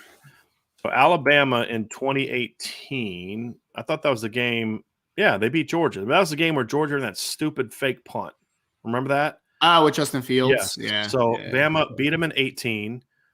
They beat him in. Did they play him in 19? This is the thing, because they hardly ever play in the regular season. I don't know if they did not play him in 19. They beat Georgia in 20. They split in 2021, and then they didn't play each other this year, right? Yes. Yep. So Bama's 3-1 against Georgia in the last 5 years. It's interesting. And Bama the last 5 years is 62-7 compared to 60-8 for Georgia. That would be the case to have Bama won. However, there's a big one that matters to me, and that is Georgia has 2 titles in the last 5 years. Bama has 1. Right. And it's also Bama is making coaching changes and hoping of fixing a problem that has been created, where Georgia's hoping that their coaching changes continue what they've been doing. Right. Those are the 2 success. Yeah. Those are the 2 trump cards for me in those 2 years, Ryan. And I think both coaches are kind of in a different place too, right? As far as the head coaches, right? Like Nick Saban's, he's about to turn 70, right? If he's not 70 already, like he's getting up there, right? So it's like he's hitting that point where you're just like, how much longer is he going to coach? What's the run going to look like? Because obviously, they recruited a crazy high level in 2023. Like Alabama came back with vengeance on the recruiting trail, but I still have questions about, we'll see what the offensive coordinator or defensive coordinator hires end up being for Alabama. You know what I mean? Like we'll see. And this is a little bit of the last leg of Coach Saban's career coming up here, right? The next couple of years are probably going to be it. Kirby Smart's, he has a window here where you're just like, yep, we're just going to keep on doing this thing and keep moving forward type of thing. So I think it's just also both head coaches are just in a little bit different places in their career, right? Like there's shorter windows for Nick Saban, and Kirby obviously doesn't have you don't know what the window is, right? Because it's just like he can coach as long as Georgia wants him, as long as he's successful, right? As long as he wants to be there. So right. So that's our top 10, Ryan. So let's just recap. Josh Pate had 10 Oklahoma, 9 USC, 8 Utah, 7 Penn State, 6 Notre Dame, 5 Clemson, 4 Ohio State, 3 Michigan, 2 Alabama, 1 Georgia. Overall, fair list. I would disagree with certain things. I'd have Michigan much lower. I would not have the USC in there. I'd have Penn State a couple spots lower. But overall, I think he and I had 9 of the same 10 teams. And then, Ryan, your top 10, you're going to read your top 10, 10-1. Yep, my top 10, 10-1 was USC, Oregon, LSU, Penn State, Notre Dame, Clemson, Ohio State, Michigan, Alabama, and Georgia. My 10 was USC 10, 9, Utah 10, 9 Penn State, 8 Oklahoma, 7 LSU, 6 Michigan, 5 Notre Dame, 4 Clemson, 3 Ohio State, 2 Alabama, and 1 Georgia. So I think there's not a lot of debate on who the top 10 is. There's a little bit of debate, not a ton. I think the conversation comes down into where should teams rank in the top 10. And I think that's the fun part of it. I'll say the biggest surprise for me, I was very, very surprised he did not have LSU in the top 10. Yeah, that was a surprise to me too. Yeah, yep, I agree. Very surprising. The team that in the last 4 years has won a title, a team that just recruited a pretty darn good recruiting class, a team that's had success in the portal, a team that beat Alabama last year, played for the SEC West title. A lot of guys also returned to the team for 2023. Like there's a lot going for LSU. Right. I was surprised that he had him in the top 10. Very surprised. And you're coming from someone who looks for every chance he can get to take a shot at Brian Kelly, honest shot at Brian Kelly. But I have a hard time not putting LSU in the top 10. If we're based on the criteria that we went through. Agreed. I have a hard time with that one. So that's going to do it for this portion. Right? We're going to do a mailbag next. So just a reminder to folks, tomorrow, 1 p.m. Eastern, we are going to be joined by Deanna Gump, who is the head softball coach at Notre Dame. And we are going to have her on because we are doing a fundraiser with her tomorrow. So the Notre Dame softball team is currently running a fundraiser, which is meant to help battle childhood cancer and to help families who have children go through cancer in this community. And it's a very personal thing for her. I'm going to let her tell you the story tomorrow. And so we'll have Coach on. All the super chats that we get tomorrow, we are going to have so after Coach Gumpf leaves, we're going to do a Notre Dame mailbag session, and it'll be only super chats. We will only answer super chats. So if y'all don't give me super chats, that show is going to be however long the interview is with Coach Gumpf. But we're going to have a super chat only mailbag, and every single penny that we earn, so Google's going to keep their cut, but every penny that we earn through super chats and super thanks, which we'll explain again tomorrow, I will then give that money to her charity as they look to get their goal. Their goal is $40,000.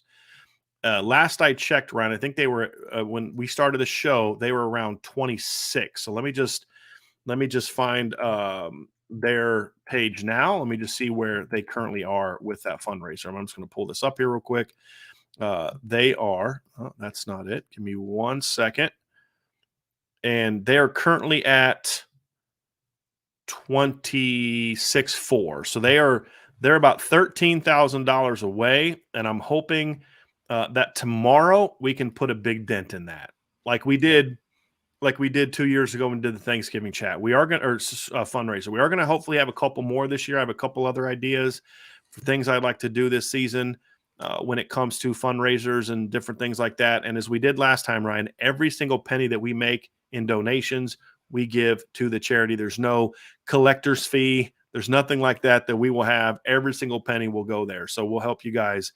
We want to help you guys we want you guys to help us get the softball team there and to help her out. She's had a lot of success too, Ryan. I mean, they were in the playoffs, the college football playoffs, or softball playoffs last year.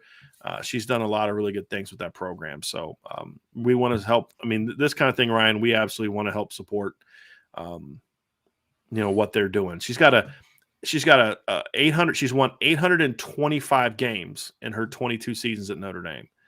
And so she's done a phenomenal job there. Multiple coaching staff of the year honors, 704 winning percentage all time at Notre Dame. So she's run a great program, but this is the stuff that we really love is her and her girls and her program are trying to really make an impact on the community. And we absolutely want to support that. So that'll be tomorrow at 1:00. So definitely please join us, folks, and be ready to help donate. We really, really would appreciate that. So this is the free thing you can do. Hit that like button, hit the subscribe button, hit the notification bell, and share this podcast. So it is mailbag time, Mr. Robertson. We'll get those questions in there, folks. So we're going to jump into the mailbag. John A1 with a super chat. Here's to fighting cancer. Go Irish. John, I will put this super chat towards tomorrow's show as well. So let's get to some questions here, Ryan. John A1, we'll start off with John. He says, where does the Notre Dame offense stand at 23?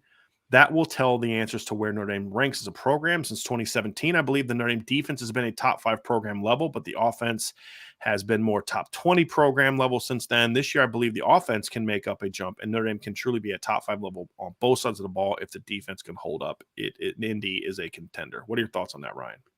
I mean, I think, John, I feel like it's kind of weird because Notre Dame's coming off a year, Brian, where like they were still a pretty good defense, like we talked about, it definitely still needs to obviously keep improving, but Notre Dame only averaged 31 points per game last year offensively. So you look at that and you're just kind of like, there's question marks there. But I look at where this roster is offensively. I have high expectations for what the offense is going to do this year, man. I mean, top 10 team, I think it's very possible. Top 5, I mean, let's see how everything obviously meshes early on in the season and obviously where it continues to mature and adapt kind of moving through the season. But with Sam Hartman at quarterback, with the wide receivers, with the talent that you now have in that room, with the running backs back, with the offensive line being one of the better offensive lines that you should have in college football this year, I think the offense has a chance to make a gigantic jump, John. I agree 100%. So, we talked about it, are we talking 36, 37 points a game? Are we talking about more? I mean, that's the questions that I have as far as just how big of a jump, but I think it's going to be a drastic jump in 2023. Like there's no doubt in my mind in that regard. I do find it fascinating that there's just this assumption that the offense is going to be way better than the defense and that the defense is going to be the side of the ball that holds Notre Dame back.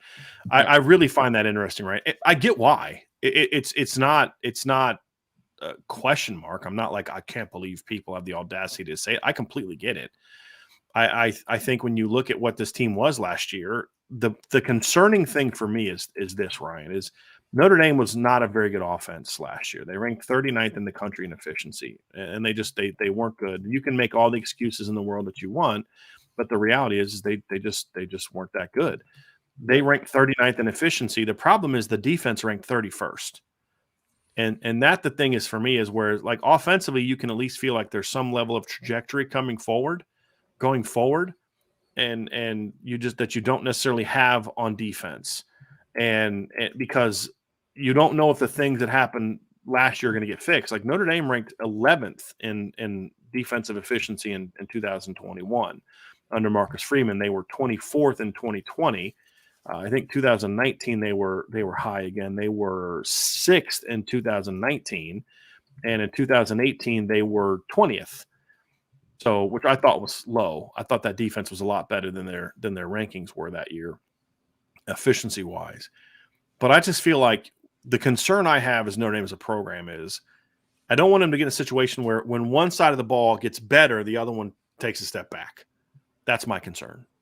Yep. Is can the offense make that jump where their defense either maintains or also gets better? Because I'll say this, Ryan, and I've said it before. If the offense, I want to get your thoughts on this, Ryan, if you agree or disagree with me on this. If the offense plays the way that you and I think it can, and the defense just repeats what it did last year, at worst, Notre Dame is 11-1. At worst.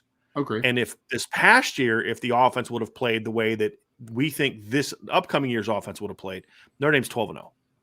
Oh, yeah. They're in the playoffs for sure. Yeah. Agree 100%. Agree 100%. Because that was, I mean, Brian, that everyone knew that was the stickler to the program last year, man. It was like the defense was going to keep you in the game, and the offense was just kind of fizzle a little bit. Like, I mean, that's kind of like Ohio State, for instance, right? You held Ohio State to 21 points in that game, man. And you only were able to score 10. Like, that's where it is, right? I mean, 21 points per game against Ohio State, you should be able to win the majority of those football games against a team like that. You should be able to win those games. You definitely aren't going to lose to Marshall because you're going to score 40-plus against Marshall if your offense is good last year. You're going to score at least – I mean, what did they score against? What was the score against Stanford? Was it like 16-14 or something? Some garbage number like that. It's like you're going to score 30-plus against Stanford if your offense is good last year. At minimum, you're at least scoring 20 if you play like crap in your offense is what it's supposed to be this year. Yeah. It was so inexcusable. It just it's the weirdest game I've ever been at, Ryan. This is the weirdest game I've ever seen in my life. Yeah, and I think that if the offense is as good as we think it could be last year, I think that you're going into that USC game undefeated last year. That's what I think, right? And then the conversation is going to be shootout against Caleb Williams and USC. Like, that's going to be the conversation. I think Notre Dame could have won that game though too. I do. But that's where they're at least undefeated going into that USC. I'll say this: if you have Sam Hartman at quarterback this past season, you probably beat USC. Yeah, at least you're in a breath at the end. Yeah, for sure. That's what I think. Absolutely. So yeah, it's going to be fun. I just really don't want them to take a step back. We have kind of a comment / two-part question here from MT41, right? Okay. And MT41 says, this is no disrespect to Bodie Cahoon, but I don't understand why this is one of the guys Al Golden is zeroing in on. He looks like a nice linebacker, but not a difference maker. I think it was Ryan that said that the staff compared him to J.D. Bertrand. J.D. is a good linebacker, but we need to fill the linebacker room with the Jalen Sneeds, Nolan Zieglers, Jaden Osbury's. Do you guys think I'm completely wrong here? Completely wrong? Not completely wrong. No, completely wrong. You're not completely wrong. Look, Ryan, you actually, I think, like Bodie Cahoon more than I do.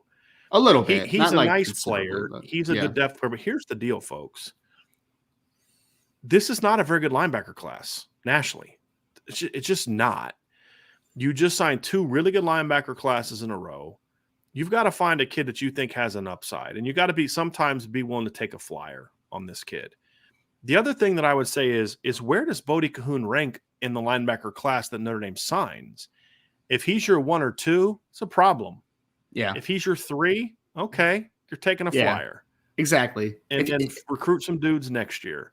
But if you get Kingston Viliamu Asa and Cole Sullivan, and Bodie Cahoon, you get 1 surefire top 100 kid and 2 projectable kids that you're hoping pan out. Yep. That's not ideal, but you're still getting a top 100 linebacker. and you're getting some kids that you think have higher ceilings in a year where it's just not a very good linebacker class. And there's another linebacker that Ryan and I think they could have landed if his grades were better. There's nothing Notre Dame can do about that. There's nothing Notre Dame could do about that. And he's a top 100 caliber kid. There's nothing they can do about that. Nope. You know, Peyton Pierce, obviously that's a loss, right? But Peyton Pierce isn't like, he's not a Snead, an Osbury, or a Ziegler either, in my opinion. He's a top 150 to 200 kind of kid who doesn't have the ceiling like that Nolan Ziegler has, or especially doesn't have one that Jalen Snead and Jaden Osbury have. So who is that guy that you would rank there? It's just not a very good linebacker class, and the good linebackers that are out there are just not in very pro Notre Dame areas or can't get into school. That's a legit, and I don't use that academic excuse very often, Ryan. I don't. But in this case, it's a fact. Yeah. It's a real thing. It's a real thing. I mean, and also, Brian, we have to look at the classes around it too, right? It's like you just had back-to-back great linebacker classes. So if your linebacker class in 2024 isn't quite as good, it's understandable, man. Like you're there, right? I mean, but I think also when you look forward, in my opinion, Brian, there are some 2025 linebackers out there that are dudes. So, yeah, if you have back-to-back classes of 2022, 2023, a little bit of a down year in 2024, but then you come back with a strong 2025, you're good to go, man. I mean, you're good to go. It'll be okay. You talked about, there was an academic unfortunate circumstance with one player, right? They took their shot with Darius Hayes. They didn't land him. Okay. They have an official visit from Aaron Childs. It's going to come up in June. Yeah. Like maybe you make a move with him. I don't know. But ultimately, can we just let this work itself out a little bit? Because I'll say this too, Brian. I would be shocked if, and I'm not going to say Bodie Cahoon, but like if a Cole Sullivan, for instance, because he was like 6'3", 200 pounds last year, right? If he bulks up this season and he produces like he did last year again and he takes a step forward, what's to say that he's not a top 150 to 200 kid when it's all said and done? Like, what's to say that he can't be, right?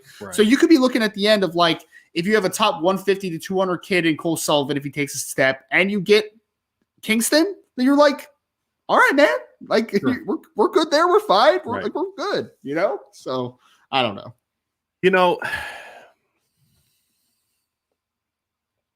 Isn't this exactly where we were last March at receiver? Right. You realized that you weren't getting Cardinal Tate. There was a couple other guys on the board that people, we thought that Notre Dame had a good shot with, and they ended up, not getting those guys and fading with those guys around this time last year. Yeah. They had only recently offered Jaden Greathouse. He hadn't even visited Notre Dame yet. They had only recently really started making a push for Braylon James. We kind of felt about this time a year ago that they were going to get Braylon, but I had no thought that they were going to get Rico Flores a year ago, and I had no freaking clue who Caleb Smith even was a year ago at this time. At this point, I mean, Brian, like even backtracking a few weeks before you started feeling good about the Braylon James stuff, right? Like there was one point that you were just like, man, like, maybe they need to grab Malik Elzy, right? Like maybe that's a guy that you need to get, right? Because like you don't know where things stand with some of these wide receivers. And then fast forward a few months, you're like, wow, you got Jaden Greathouse, Braylon James, Caleb Smith, and Rico Flores. Rico Flores had an offer before Coach Stuckey got there, right? But the other, Braylon James had an offer, but like they weren't heavily pursuing him. They weren't, right? But they weren't. But like you were not in a good place with any of those kids. Any of them. Who did we think? We were certain that Notre Dame was going to land Rodney Gallagher about this time of year ago. Yeah, man. They were going to get him. Yeah. Right. And so that's why we always say, man, we haven't said it enough lately. And another guy we were confident they were going to get is Ronan Hannafin. So the two guys we were most confident that Notre Dame was going to land that shit last year, they didn't get.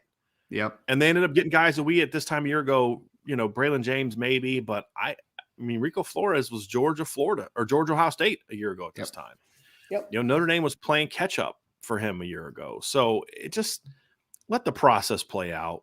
Let's see how it goes. You had no idea that Jaden Greathouse would be interested in Notre Dame this time last year, pretty much. Like you were hoping to get him on campus, right? Yeah. That didn't really heat up to like April. I think he visited for like the Blue Gold game, and they were making a move on him. And I remember you started feeling optimistic, like, man, if they have a good visit here, and then he had a great visit, and then Notre Dame became hard to beat. But that's the thing, Ryan, is let it play out, right? Like let it play out. Now, if they end up signing a recruiting class where Bodie Cahoon and Cole Sullivan are your 1 and 2, we have that's a problem. That's a problem. I agree 100%. Right. But like somebody on the board yesterday was like, well, they're only recruiting Bodie and Cole Sullivan. I'm like, what? That's Oh, Brian, nonsense. There was this long post on the board about each position on who the key targets were or something the other day. I'm just like, that's not factual. That's not factual. Right. That's not. Just went down it, man. Look, like, there's a reason to be concerned about linebacker recruiting. There's no Sure. question. But at least be accurate with where they are. They are going to have an official visit from Aaron Childs. Brian, have you seen Aaron Childs play? Have you watched this film recently? He's very good, man. Yes. He's a top 100 to 150 caliber linebacker. He's a very good football player, in my opinion. 2 services have him ranked 57th overall. I tend to be closer to them than I am with On3, who has him at 233. 247 has at 120. ESPN has him at 57. I think Aaron Childs is in between the 247 and ESPN/Rivals rankings. He's a top 100 caliber kid to me. Is Notre Dame, if I were to predict today, would I say Notre Dame's going to get him? No, I wouldn't. I wouldn't either. But he does have an official visit set up, and I'm not putting it past Marcus Freeman. A lot of y'all didn't think they were going to get Jaden Osbury a year ago at this time. Let's not forget that part either. Yes, a lot of people didn't believe that. Right. A lot. And so let's kind of pump the brakes a little bit on this doom and gloom stuff. If it ends up being that way, then trust me, we will discuss it and we will hold their feet to the fire. But y'all are getting upset about stuff that isn't even like a real thing now. Look, Ryan, a year ago, 2 years ago, Jalen Sneed only had an offer for 2 months. Yeah. And nobody thought they were going to get Jalen Sneed 2 years ago at this time. So, let's just let it play out. And if they don't get those guys, then we'll discuss it. But I think there's this notion like Bodie Cahoon is like the top target on the board. It's just not accurate. It's not true now. It's just not accurate. And Ryan is relayed. It's a player they like for sure, but like it's not. Yeah, amongst other players that they like. Exactly. That's why you make a board, not a one slots, right? Like, because here's what happened, Ryan. If they didn't bring these kids in, and they were just pushing for the big guys, the same people complaining about say, you guys are putting all your eggs in one basket, man. If you're not even lead for this kid, if you don't get this guy, you're screwed. And then if they don't get those players, Kingston goes somewhere else, Aaron Childs goes somewhere else. Yeah. Peyton Pierce goes, no, now you guys are scrambling. You should have expanded the board, et cetera. I mean, that's exactly where we'd be. And that's the frustrating thing is they're recruiting, they're putting a board together. Now, are there questions? Does Al Golden got to do a better job? 100%. No. And we've been very critical of that. It's March. It's March. Let's give Marcus Freeman and Chad Bowden a chance to do what they do before we freak out. Well, and a little bit of this conversation too, Brian, is I saw Brandon just said that he has a fear of settling in the chat. And that obviously I respect Brandon because he follows recruiting very closely. But my only question to Brandon would be, if this was Brian Kelly-led team, I understand the settling thing. When has Marcus Freeman settled, though, as a recruiter? Right. Like, when has he settled? So that's my question. Last I checked, Bodie Cahoon and Cole Sullivan haven't committed to Notre Dame. Exactly. So, but again, I don't think y'all are taking enough into account the fact that this is a really down year at linebacker right now. It's a really down year. Yeah, I just don't like the settling thing. I just don't think is fair to this. I mean, Brian, literally, there was a kid that wanted to commit in 2024 months ago, and Notre Dame had to be like, you can't commit, man. Like, it's exactly. You know what I mean? Like, that's happened. Notre Dame has literally like reevaluated past commitments that they've had for certain players. Like that's happened. So I just don't think. I get it, Brandon. Brandon just say he's scarred for the BK era. I get that, man. I get it. Joe Medina said it too, man. It BK PTSD still a thing, man. I get it. I get it. I'm concerned about will linebacker recruiting be as good with Marcus Freeman not being the linebackers coach. That's a legitimate concern. It's March though. Yes. Let's see how it develops. Right. Let's just see how it projects first before we have a panic attack on that one. Agree. All right, here we go. From Domer Grizz, with Rocco's heavy feet, how does he compare to Kane Madden? Oh no, wasn't that the issue for him too? Are there other similarities, differences between those guys? At least Rocco Spindler still has time to improve. Well, there's that. I mean, we saw a 6th-year version of Kane Madden. Rocco's still a sophomore, number one. Rocco's a lot bigger than Cade Madden was. Rocco's 6'4", 325. Cade Madden was like maybe 6'2", right? What was his official weigh-in, Ryan? He was like 6'2" and 1/8 or something, and like 303, 310, something like that. But the heavy feet thing is a legitimate concern. I mean, it is a very similar concern. Yes, absolutely. But by the time Rocco's a sixth-year senior, he will be ahead of where Kane Madden was. Agree. Is he ahead of where Kane Madden is right now? I don't think he is. I don't think he's better, because at least Kane Madden at this time in his career, Marshall, was a fundamentally sound type of player. He lost his fundamentals at Notre Dame a little bit. Yeah. But, yeah, I mean, that's a concern for me. That's a concern. The heavy feet are a concern, but Rocco's overall talent level, length, size is a better profile than what Kane Madden brought to the table. 100%. And he's very young. Yeah, he's definitely more talented than Kane was. I think the thing that people are going to compare the two with, Brian, aside from like the heavy foot issue thing that we keep talking about, is that they do play similarly, right? Like they're very much like they want to play in a phone booth. They want to play in tight spaces. They want to be physical with you like that. So their styles are, I guess, similar-ish, but I agree 100%. I think Rocco is definitely a more talented version. Like there's no doubt. I'd be willing to bet you that Rocco's way ahead of where Kane was when he was a true sophomore. I'd be willing to bet you that. I think Kane was a walk-on originally, so you would be 100% correct. Yeah. Yeah, he was. All right, let's get to some more here. We do have a super chat here from Charlie Weiss's last belt loop related to the conversation we were just having. Okay. And Charlie says, Ivy, you guys are correct. I'll let it play out. My concern was Bodie saying multiple coaches calling him a day. That was concerning, but trust Freeman. Can I just say this, Brian? A slight correction there, Charlie. Multiple coaches have been calling him a week, not per day. Right. So I don't want to sound like it's quite as frequent as that sounds. Just want to put that out there. The other thing is, why are you assuming that? Here's the issue that Charlie's having. He's arguing from a lack of evidence, in my opinion. He's taking one article and assuming that that's the only guy it's happening with. Notre Dame is calling Peyton Pierce a lot. I don't think it's going to matter, but they're calling him a lot. They're calling Kingston constantly, as much as legally allowed to do. Why do you think Aaron Childs just called Notre Dame up on a Tuesday? Hey guys, I'd like to visit in June. You guys cool with that? Yeah, sure, Aaron. Whatever. I don't think we're doing anything that week. Go ahead and come up. Right. Or have they been recruiting this kid that they're behind on hard in hopes of getting him on campus? And if you get a kid on campus to meet with Marcus Freeman at linebacker, you got a puncher's chance. Yep. And so that's my whole thing with your comment to there, Charlie, is you're assuming that because in an article about Bodie, Ryan didn't follow up with FYI for those who are going to freak out about this. They're also calling other guys this often. Right. This is just respect. This is just related to Bodie Cahoon. Like, that's the problem I have, is you're assuming it's not happening with other linebackers. And one thing that, Ryan, you have been saying lately is Al Golden is upping his ethic. Now, I don't love – guys, I'm not defending linebacker recruiting right now. No. All I'm saying is if you're going to be concerned about it, at least be dealing with reality and facts, not your paranoia or arguing from a limited viewpoint. It's like right now, it's like that old expression, right? Like, you know, you're seeing something up close and you're not backing it up and you're like, wow, this is a much bigger thing than I thought.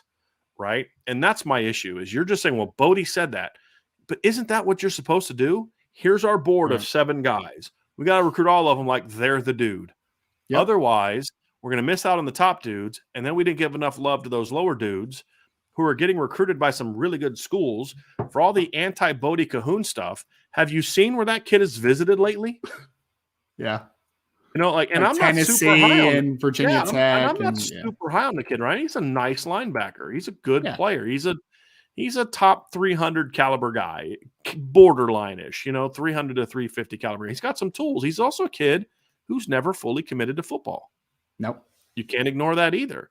But the kid just made a visit to Tennessee, man. Like, there's clear. And he has an offer from Tennessee. They offered him in February. I think they offered him before Notre Dame did. Yes. About a week before Notre Dame did. So, let's just chill out a little bit before we panic too much on that. And again, I think it all goes back to the Brian Kelly thing, man. People hear that the guys are getting called multiple times a week. They're like, oh my God, that's the top target. It's like, do we know? I mean, just for some context, Charlie, like on a real serious note here, I interviewed Kingston, Viliamo Asa, who everybody loves, and who's a great player, obviously, out of St. John Bosco. Brian, he has 4 coaches that reach out to him consistently. Well, Chad Bowden, who's the director of recruiting, He's got Al Washington, who was actually the lead recruiter for him at Ohio State originally. He's got Al Golden and Marcus Freeman all calling him constantly, right? Like that is, they're putting an effort on other guys. It's not just Bodie or bust. Like that's not what it is right now. Yep. All right, let's go back up here, Ryan, to from Rob Osgood. Rob says, where does Notre Dame rank as a program? Play the big three this year, and I will tell you, to be honest, Notre Dame is now at a crossroads. The question is, will they break through and make others notice or not? This year is it. That's a very fair point, Ryan. I wouldn't. I think it's a. I think there's a. I agree with the first part or the second part, and I agree with the first part. The middle part, I think, is being a little overly dramatic. I don't think Notre Dame is necessarily at a crossroads yet. I think the 24 season would be that. If Notre Dame's like 9-3 this year, I think the 24 season would be that. If Notre Dame's not minimum 10-2 this year, I'm concerned. This roster is really good. Yes. But to his point, Ryan, if they're 10-2 and they went 1-2 against USC, Ohio State, and Clemson, you have to ask yourself, are they any better than what they were? Because that's what Brian Kelly did. Beat everybody you're supposed to, maybe get an upset of a good team, but then you lose to the other good teams. Yep. And when you consider the fact that this year they have 2 of those 3 teams at home, it's like, I'm sorry, you should be better than that. But I don't know if I'm at like it's a crossroads period. But I think the first point, Ryan, is very fair. How they do against the big 3 on their schedule is going to go a very long way towards determining how they're viewed. And if they go 2-1 against those 3 teams, then we're getting into, well, who are the 2 wins over? If you beat Clemson and USC but lose to Ohio State, I don't think that carries the same weight as if you beat USC and Ohio State but then lose in a close game to Clemson. If you go on the road and lose a barn burner to Clemson late in the game and Clemson's a lot better and they're a top 5 team again, people are going to respect that because they're going to say, hey, you've beat Clemson a couple times. We know you can beat Clemson. They just got you at their place. It's a hard place to win. Very fair. But, man, you beat USC and Ohio State. Yeah, that's going to move the needle because you beat Ohio State. Whereas going 2-1 but beating 2 teams who you've beat multiple times in the last 4 years doesn't move the needle perception-wise the same way a win over Ohio State does. That's why we answered that question last week, Ryan, I think during a mailbag, is of the 3, which is the biggest – I can't remember the specific premise, but it was like, what's the most important of those wins? And it was Ohio State, clearly. Yeah. Because that's still the needle-moving one that you and I have one Notre Dame tradition in common. Neither of us has ever watched Notre Dame beat Ohio State. True. They've only played, I think, in my lifetime 4 times. Well, no, now it's been 5 times, but still 5 times they've yet to win that game. Yeah. And most of them weren't even competitive, at least not in the fourth quarter. So, yeah, I think this year is going to say a lot. I'm just not ready to say crossroads yet. The only way they're at a crossroads, Ryan, is if they go like 8-4 again. Then you could say that. But I don't think this year just in and of itself is that, in my opinion. Yeah, and I think that, somebody made fun of me on the message board the other day, Brian, saying that Ryan has a thesaurus and pillar games is one of the new. Sure, man. Yeah, I'm just joking, obviously, but those are the pillar games, though. Those are the 3 games where you look at it and say, is Notre Dame taking a step forward to being one of the elite in college football, to the next step, right? To rise to that level.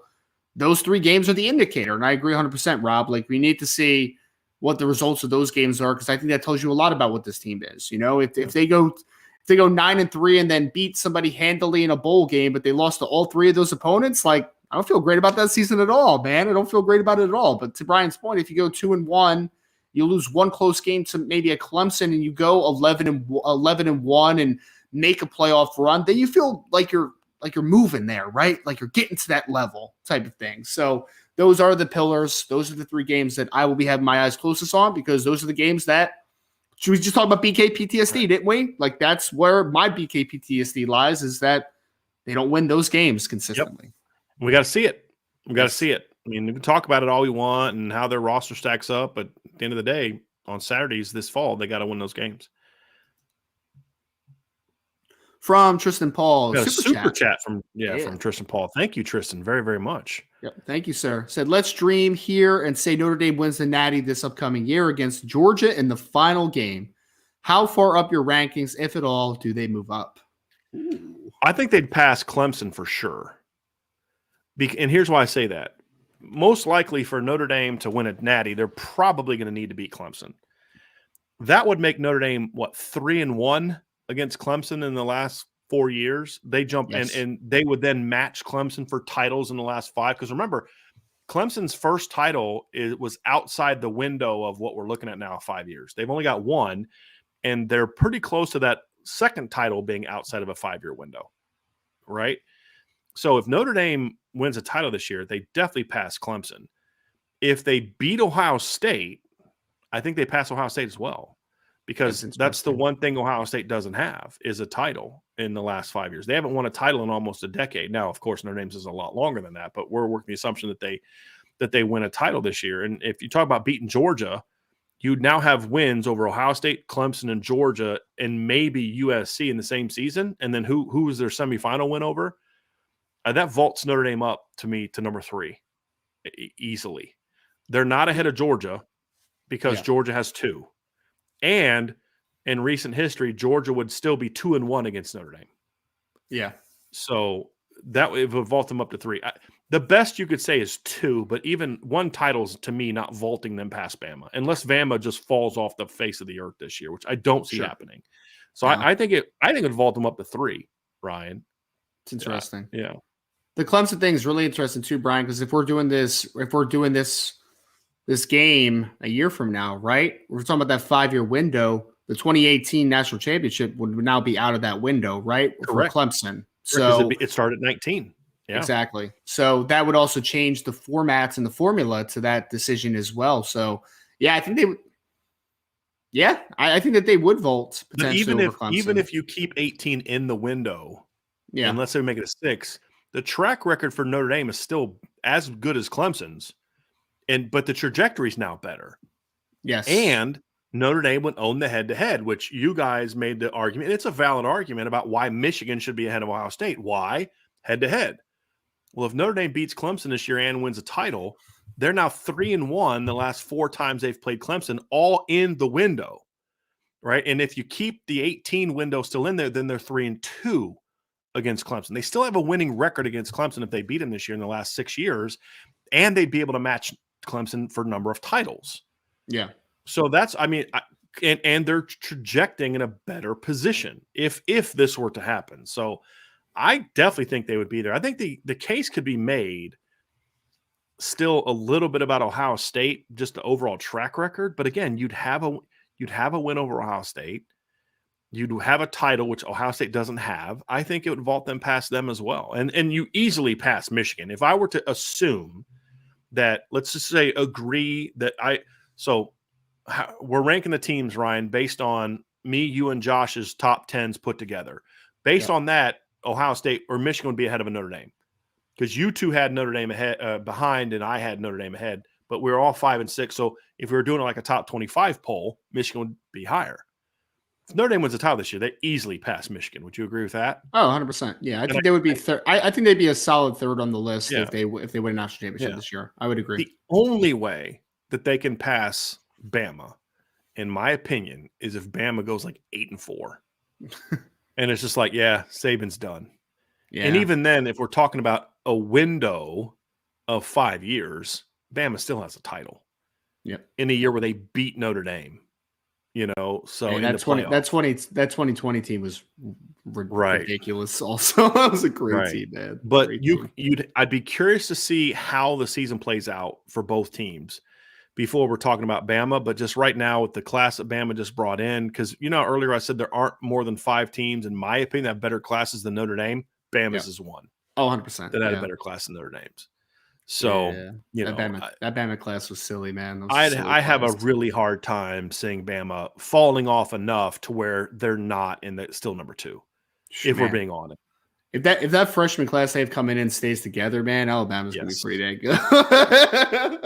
Yeah, Keely and Caleb Downs and those boys. Here's the question I still have, Ryan. Quarterback. Yeah. If Lonergan doesn't stay with football, I have a big question mark about their future quarterback. I do. I'm just not a huge Ty Simpson guy. I'm just not. He's a good player, but Ty Simpson could have won a title for Bama easily from 09 to 15. But now that they're such a offensive-driven team, they need that big-time quarterback, and I just don't know if he is that. Like, put it this way, Bama doesn't win a title in 2020 with Jacob Coker at quarterback. Sure.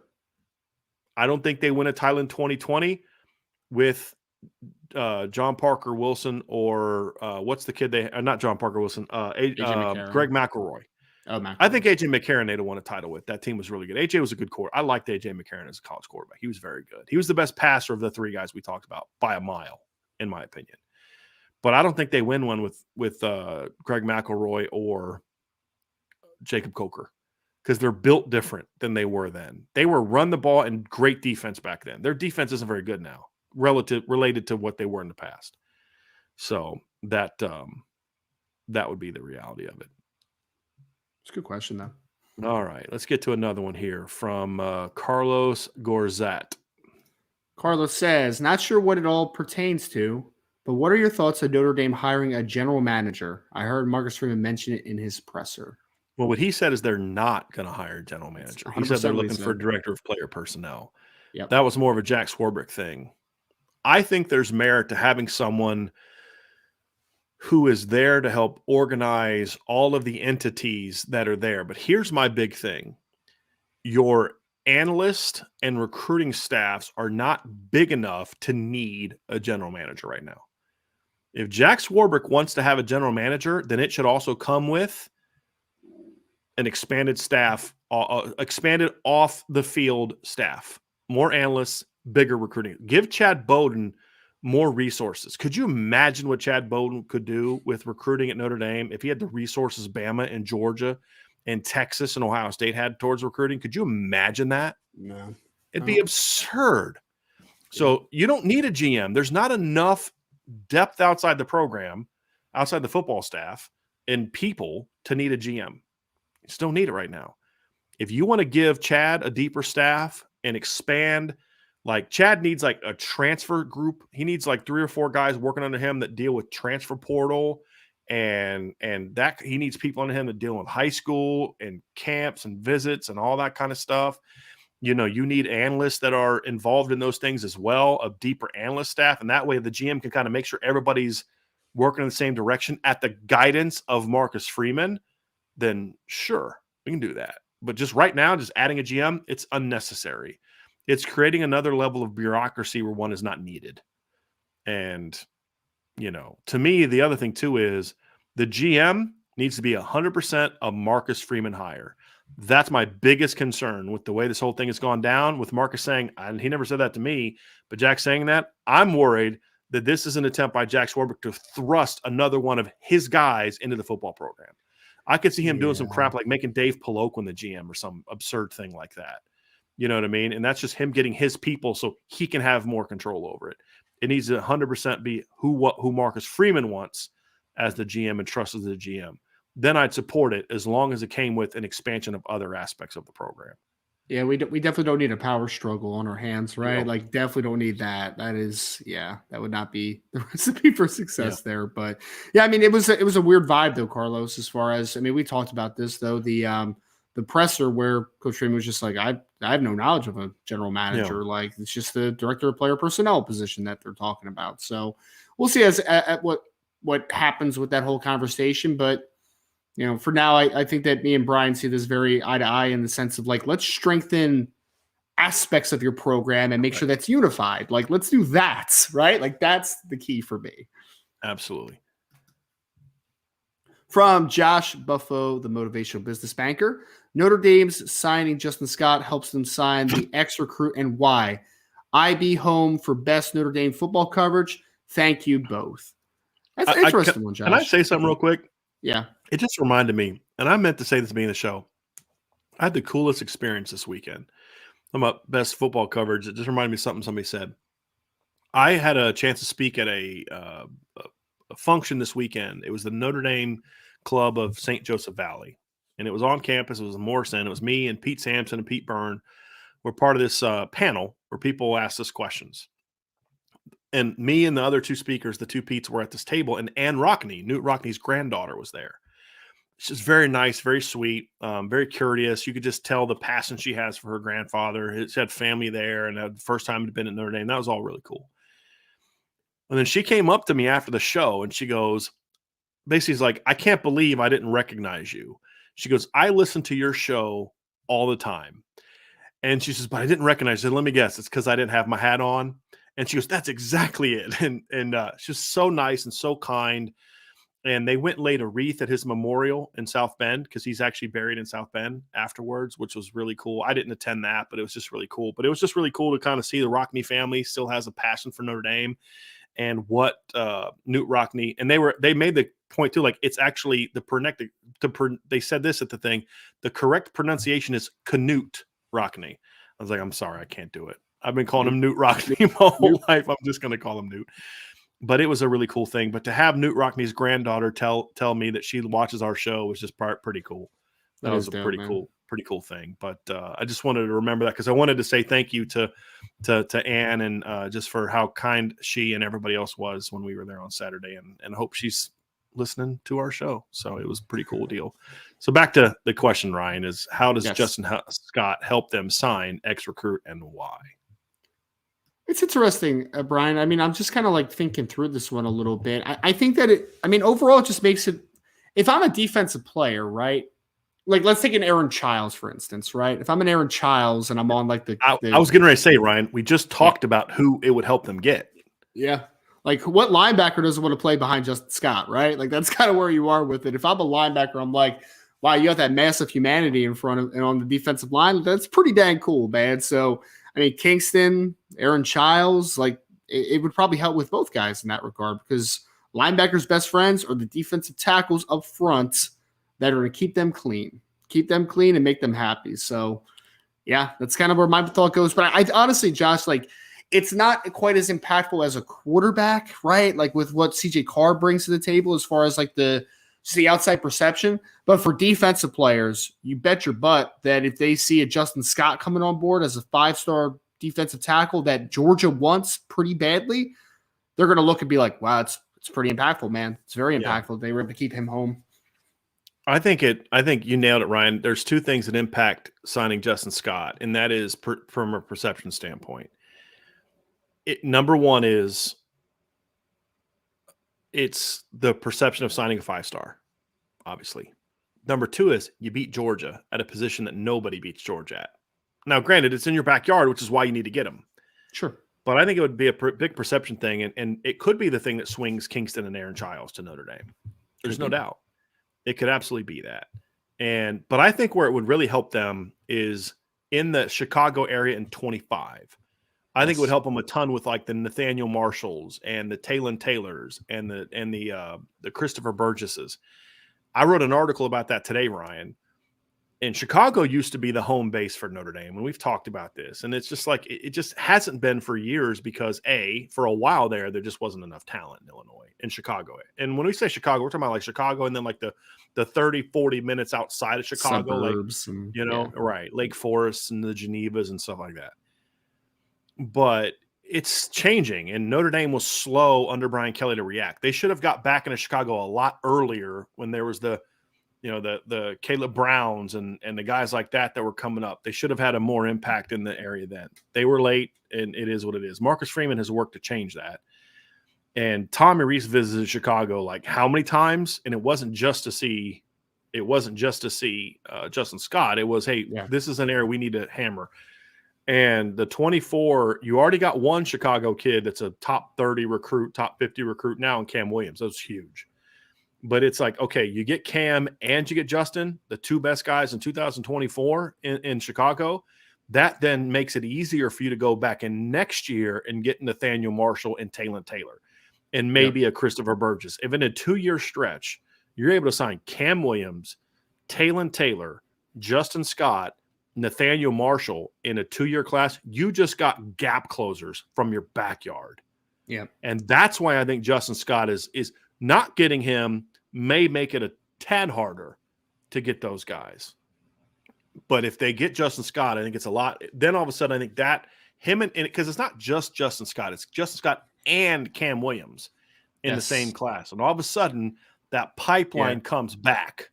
and that'll be big for Notre Dame. Let's not forget about Cam Williams, man. Right. Please, let's not do it. He's a consensus top 50 recruit in my opinion. Well, he's not yet, but he has risen up those rankings. And 2 of them have. I mean, his lowest ranking is like 74th. Something like that, yeah. Brian, I would be shocked, and I said this before the bump happened. It was kind of during his junior year. But if Cam takes another step as a senior, I wouldn't be shocked if he's the top receiver in the 2024 class when it's all said and done, man. I really wouldn't be, because he has some incredible tools to work with. So, yes, to your point, it's not just Justin Scott. You're potentially getting 2 top 25 to top 50 players in Chicago in 2024. It's Justin Scott and Cam Williams. I think Ryan Wingo has a little bit higher upside, but not by a ton. And I think Cam Williams is a better receiver right now than Ryan Wingo. So I don't think he's that. I mean, he was a good player with a high. We gave him a 4.5-star upside as a sophomore, but his jump as a senior, and we started to see it at the Irish Invasion last year. I was blown away with how much better he was at Irish Invasion last year compared to what he was as a sophomore on film. And kudos to Notre Dame for getting on him as soon as they did before. Because if they'd have waited till like late, Brian Kelly's staff probably would have waited for Cam Williams to push for him, because they didn't push for local kids. They always waited on local kids. But what they did was this staff, and by then, all of a sudden, Ohio State's on them, Georgia's on them, Bama's on them. You know, all these schools are on them. Notre Dame got on him early. So then the blow up happens, and he's already committed to Notre Dame and locked into Notre Dame. That was important. That was very, very important. So I thought that was big. Yep. That was really, really big. All right, let's get to some more here, Ryan. Next question is from Archer452. What state is the most important for Notre Dame in recruiting in the next 3 signing classes? Archer, you're about 2026 recruiting right now. Are you doing this to me right now, sir? Are you doing this? He's talking about 24, 25, and then 26. But yes, let's just in general, yes. In general, I mean, I think that what's the most important? Man, that's such a tough question. I'm going to say it. I'm going to say it. It's Illinois. And here's why I say that. Notre Dame has to have success in Texas and California and those states. But if they can't lock up their backyard, then it makes it tougher. And here's what I mean by that, Ryan. If you're able to lock up your home base with dudes, and I think you and I would say that the disagreement's not far off. If I were to make this, I believe that there's 4 top 50 overall recruits in the 24 and 25 area from the Chicago area. 4. And if you can get 4 top 50 caliber players from your backyard, then it means that you don't have to work as hard. And here's the thing, right? At very important positions that you don't often get from your backyard, receiver and D-line. Yeah. Those are huge positions. Now, all of a sudden, you don't have to get 4 guys from Texas. You only need 1. You don't need 3 guys from Florida. You just need 1. You don't need 5 guys from Georgia. You just need 2. You get what I'm saying? So, in the past, you had to go down to Florida or Georgia or Texas to get a Justin Scott, to get a Cam Williams, to get a Nathaniel Marshall, to get a Taylon Taylor. And because those guys are now in your backyard, you have to land them. You have to have 100% success rate with those 4 kids. And then if you can add a Christopher Burgess on top of it, great. And that's the thing, is because you saw it with Charles Jagasaw last year. You've got to be able to lock up the best players in the state of Illinois. You have to, because it's ascending. That's such an important piece to this, Ryan. And so that's why I say that if I can only pick one state, that's the state, because you have to be able to secure your home base. And Chicago is closer to Notre Dame than Indianapolis is. That's just a fact. Right. And so that's why I'm going there. Doesn't mean that Texas isn't important, or California's not important, or Georgia's not important, or the Mid-Atlantic or Jersey or whatever's not important. It just means if there's one state that I have to rank at the top because of the uniqueness of the talent coming out of those 2 states the next 2 years, I'm going to go Illinois. That's fair. That's fair. It's such an interesting conversation for Notre Dame, though, because it's like such a national brand that you want to touch a few different states every year, right? Like you want to touch it. Texas was the other one that popped in my head, just because I feel like you're creating a pipeline a little bit in Texas. Like you already had 4 in 2023. You have 1 already. Hopefully you're able to trend with a couple other guys in 2024. And then 2025, there's a bunch of dudes that Notre Dame already offered from the state of Texas. So I think Illinois makes total sense. But Yeah, man. I think you make a lot of great points there. So I would honestly say Illinois or Texas are the two teams for me. I mean, two states for me. Yep. Here's one from David Lowe. David says, Brian and Ryan, why do y'all think Brian Kelly will never win a natty at LSU? They recruit excellent, and he stabilized Notre Dame and is a great coach. Number one, did he stabilize Notre Dame? Really? Like, they played a weak schedule. He went like 40-something-0 against ranked opponents, and they had a 500 record against unranked opponents. Had a 500 record against unranked opponents. Sure, he stabilized it to a degree. What are the big wins that you're hanging your hat on in Brian Kelly's 11 seasons at Notre Dame? Brian Kelly did a very good job at Notre Dame. Brian Kelly's a top 10 football coach, but he's never been what Notre Dame fans have made him out to be, in my opinion. And he has as many 5-loss seasons as he has 10+ win seasons at Notre Dame. Right? I mean, so yeah, he did a very good job. He did a lot of good things at Notre Dame. But when did he ever show at Notre Dame he's a national championship caliber coach? When can you guarantee me he's ever going to have a better roster at LSU than he had at 2015 at Notre Dame? Tell me, when's that going to be? Yeah. When's he ever going to have? I mean, look, he may have guys as explosive as Will Fuller. He'll never have one more explosive. He'll never have a linebacker as good as Jalen Smith. I can promise you that. Because you know who else hasn't had a linebacker as good as Jalen Smith the last several years? Everyone. You know what I mean? With all due respect to Devin White, he wasn't Jalen Smith. And so, to me, when's LSU going to have 3 first-round draft picks on this offensive line and a second-round quarterback and a third-round at running back? And you know what I mean? Like, go on and on and on. And he wasted that team. And the competition is up now. Do I think Brian Kelly is going to win at LSU? Do I think he's going to have a bunch of 10+ win seasons? Yes. Do I think Brian Kelly is capable of beating Bama and the SEC title game and 2 playoff games to win a championship? No, I don't. Why? Because there's zero evidence he's that guy. Well, the people always bring up, and David didn't do it in this comment, but I saw it in the chat at some point, Brian. People always say Ed Orgeron and Les Miles won national championships, so why can't Brian Kelly? I think that's the main feedback that people kind of throw at you, which, like, I'm like, okay, I understand, but I also think, and this is my opinion, and it is based upon sub pass, though, right? Sure. That Brian Kelly just had won 10 wins in his first year. He had to work very hard this year because his program was in shambles, right? Yes. In a year or two, is he going to be as driven to do that? I think there's some complacency that could set in because why? Because we literally saw complacency happen at Notre Dame at certain points. So to your point, Brian, I don't buy it till it happens, man. I don't buy it. I don't know if he's going to be as like urgent to get this stuff done consistently year in and year out. It's not easy for LSU to win a title. They have to beat Bama, beat Georgia, and then win now 2 playoff games in an expanded playoff. He's never shown me he's going to do it.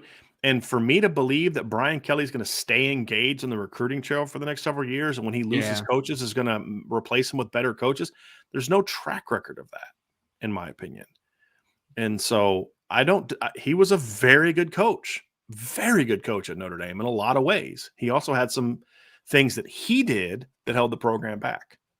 And so until he shows me he's past that, I'm just not going to believe he's going to win a title. What I have not said that others have said is that he's going to be a failure at LSU. I think he's going to be a failure. I just don't know how long he's going to be able to last there because he's such a unicorn. And how quickly – see, here's the thing. LSU fans won't be nearly as patient with Brian Kelly as Notre Dame fans were. Because imagine if Charlie Weiss would have won a title in 2005. Do you think Notre Dame fans would have been as patient with Brian Kelly after his first 5 years when they went 8-5, 8-5, got blown out in the title game, went 9-4 and 8-5? He's out. He's out. But it was because of how bad the program was when he took it over that they were patient with him. Sure. Like if Brian Kelly were to go, let's just say the rest of his career at Georgia mimics what he did at Notre Dame, he doesn't make it past the 6th year. No other program would allow a coach to go 4-8 in his 6th year and keep him. Or was it 7th year? So 10, 11, 12, 13, 14, 15, 7th year and keep him. He only had 2 10+ win seasons in his first 7 years. That's it. He doesn't make it to year 8 at those schools. That's the difference. Right. Now, I think he's going to be better at LSU early than he was in Notre Dame because as big of a mess as LSU was, the transfer portal has helped him. If there was no transfer portal, that LSU team last year would have sucked. Oh, yeah, they would have been in trouble. And it wouldn't have been his fault. It would not have been his fault. He'd inherited a terrible situation. And it'd have been similar to it would have been worse than what he did his first year at Notre Dame because he wouldn't have inherited a roster with Zach Martin, Manti Te'o, Tyler Eifert, Capron. I mean, the long list of NFL guys he inherited from Charlie Weiss. Charlie couldn't coach, but Charlie could recruit. Yeah. And so, yeah, that's why I don't think he's going to win a championship in Notre Dame. So, and stabilized Notre Dame does not equal championship. And Les Miles' championship was because of what Nick Saban had just won and what Nick Saban built for him. Right? I mean, that's the other part too. Brian Kelly moved the floor up for Notre Dame, but there was still a cap on it. Like that's just kind of where we were at with it, in my opinion. It's a good way of putting it. He raised the floor. That's a great way of putting it, Ryan. Raised the floor, but he also brought the ceiling down because he kept talking down the standard. There. That won't fly at LSU. From Josh Buffo, the motivational business banker, how much longer can Jimbo Fisher get away with scamming these universities to pay him big salaries to pretend he's a coach? It's very obvious he's not. Hey, man, that's a great question. I mean, he's going to have to win soon because the longer he's there doing what he's doing now, the less that buyout hurts. He should buy his agent a new car every year because that's the only reason he's still employed is because of that crazy buyout that he has. Don't quote me on this, but I was talking to someone that's kind of in the know from like the Texas A&M side, Brian, recently. And I kind of asked a similar thing of like, when would be the window to get him out? And I think they said 2 years still, man. Like it would have to still be 2 seasons from now with what that buyout looks like. Cause I just don't think Texas A&M is going to eat that money, man. Like you're just not going to eat that money. I don't think so. No. I think they're going to have Jimbo for 2 more years regardless. I really do. Yeah. I will say this, if their season this year is as bad as it was last year, they'll raise the money. You might consider it. Yeah. Yeah. I think they will. But yeah, it was ugly, but they beat LSU, spanked LSU. Right. They did. I mean, there you go. Another one from Josh Buffo, the motivational business banker, said, which true freshman quarterback has a better chance of starting the season, Nico or Dante? Dante. It's Dante for me, easy. Like, yeah. And it's no shot at Nico, but Nico's a kid that's more of a developmental kid, right, Josh? Like he needs to be developed over the next couple of years. And like, I'm not a Joe Milton guy, Brian, but Joe Milton is certainly more talented than Colin Schley, right? Like certainly more talented than Colin Schley. Yes. So, and Dante to me is a better player than Nico as well. Nico's 100%. got the better arm strength, but Dante has much better arm talent than Nico. And there's a difference between the two. So yeah, it's to me, it's Dante easily. Got a big super chat here from K Grant too, Ryan. We appreciate that very much, man. Yeah, Craig. Okay. He said, thanks for being the best. Everyone go join the message board. That's great advice. Yes. That's great advice. I cut you off as I was bringing that up, Ryan. What were you getting ready to say about the Dante Nico thing? I was going to say that I think kind of the window is Colin Schley maybe starts like 1 to 2 games. And you're like, okay, Dante, you're good now, brother. Go ahead in there. He'll be to Dante what Todd Helton and what was that lefty's name? That Tennessee. Goodness gracious. You know what I'm saying? Because the other guy started, right? And then he got hurt, and then Todd Helton played, but then he got hurt, and then Peyton Manning came in, right? Or something like that. Todd Helton, the one for the Rockies. Yes. Who was it? Jerry Colquitt? Is that who? No, it wasn't that. It was 94. I know the year before that they had what's his name? It was Jerry Colquitt is who it was. Okay. He came in and got hurt like in the first game against UCLA, like. First game of the year was against UCLA. He got hurt like at the very beginning of that. And then Todd Helton came in and he wasn't any better. And then they finally trotted Peyton out there. But yeah, Todd Helton, the first baseman of the Rockies that year, passed for 406 yards, 2 touchdowns and 3 picks for Tennessee. It's pretty crazy, man. Threw for 484 yards in his career. And then he has a borderline Hall of Fame Major League career, which is wild. Yep. Pretty wild. All right, that's Dante's the pick for me. Here we go, Ryan. Yeah. From Benjamin Carchi, I love the YouTube shorts that have been coming out on the Notre Dame channel. I feel like Notre Dame could use that more to show practice highlights and get people pumped for this season. Your thoughts? I mean, I've said this before. I think Notre Dame needs to be doing a lot. I've said this. Look, man, they should have highlight videos coming up from each practice. The shorts are fine. They need to be putting them on all their channels. They should have much longer highlights. I mean, they should be like 1.5 to 2 minute long highlights promoting their players, doing more things to get the message out about what guys are doing. I mean, look, we've seen one clip of Braylon James smoking Ryan Barnes. He could also smoke Ryan Roberts. Yes, he could smoke you and I both. Smoking Well, Ryan Barnes. Joke's on him. I paid 20 yards off. Try to smoke me now, brother. he'd still run by you, cuz. With Sam Hartman throwing him the ball, he'd still run by you. But like, and people are fired up about it. One clip, and people are fired up about it, right? Like, there's so much, especially in this NIL era, man. You need to be doing more and more and more to promote your kids. I've said this before. If they don't have a mic'd up video coming out of every single practice with a coach or a top player, they're doing it wrong. The shorts are fine, whatever, but they need to be doing a lot more. And it's a missed opportunity for them not to be. If you're not going to let us be there and get the word out and put the highlights out, you need to be doing it.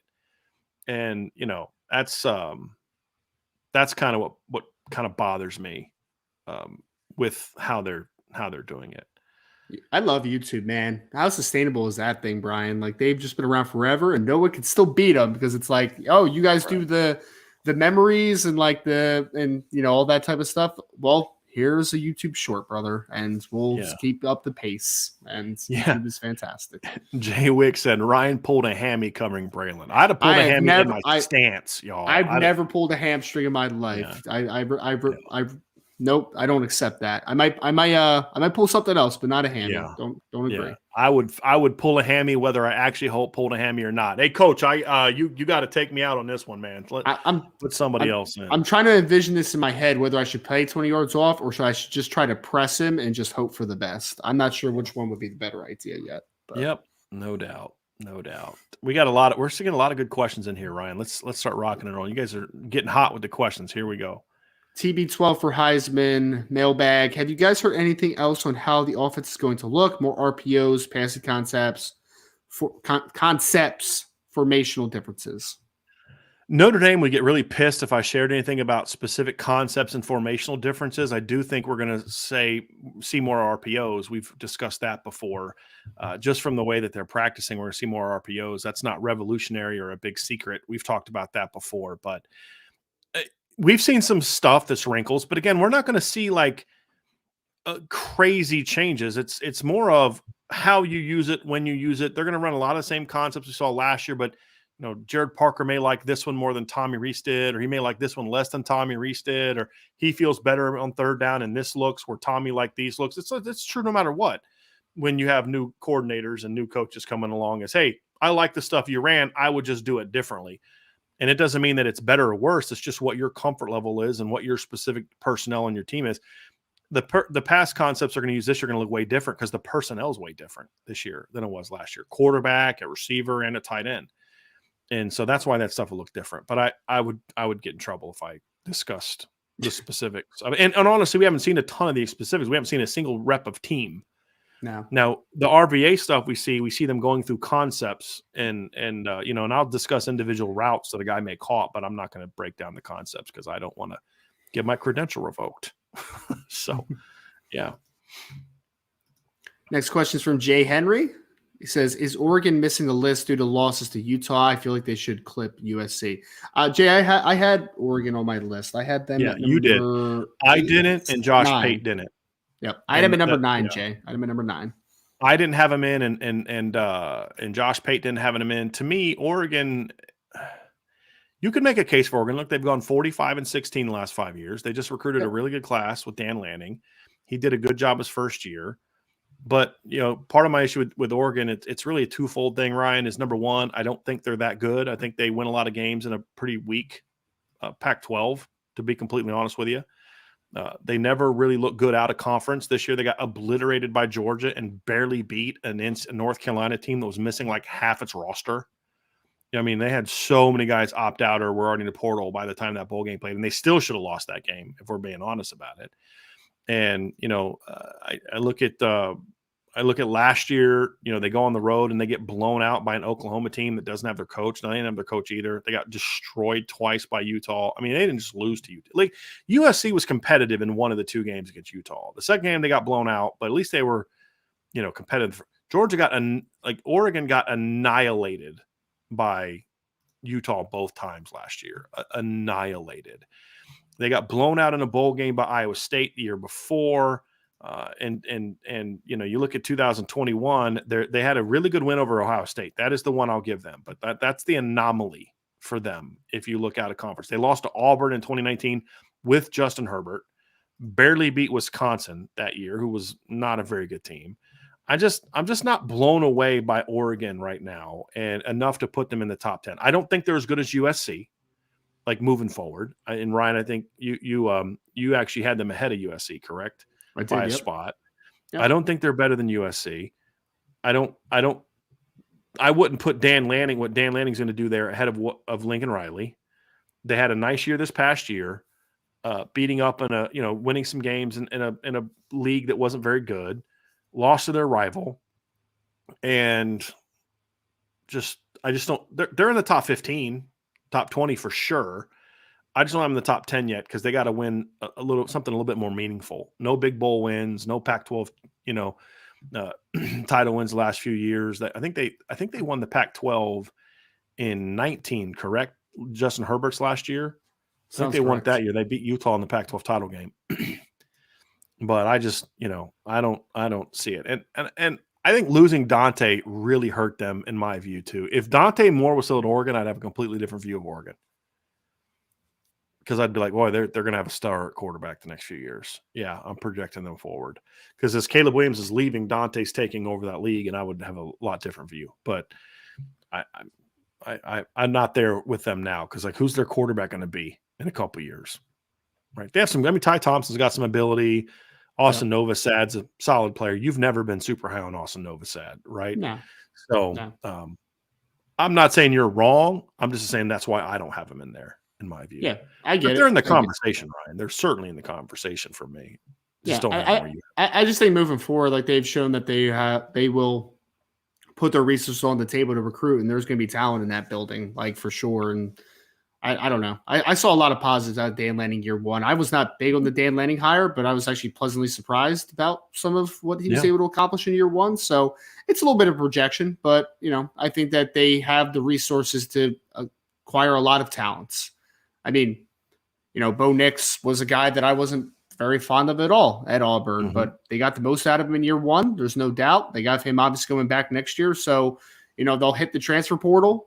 They've shown that. They'll recruit on the high school level. They've also shown that. And they have some resources to throw out there for some high school kids as well. So, yeah. I love how you did that. Resources. Got lots of resources, man. Yeah, I just like resources. There you go.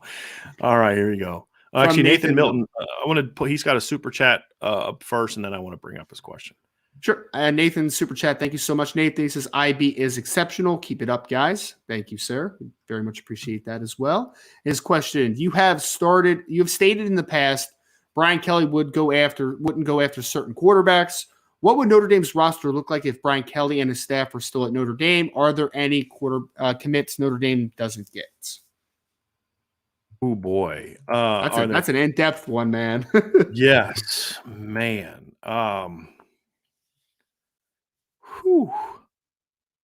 Well, we went through this. There was a lot of guys on defense that they wouldn't have got last year. A lot of guys, they wouldn't have Braylon James. They wouldn't have Jaden Greathouse.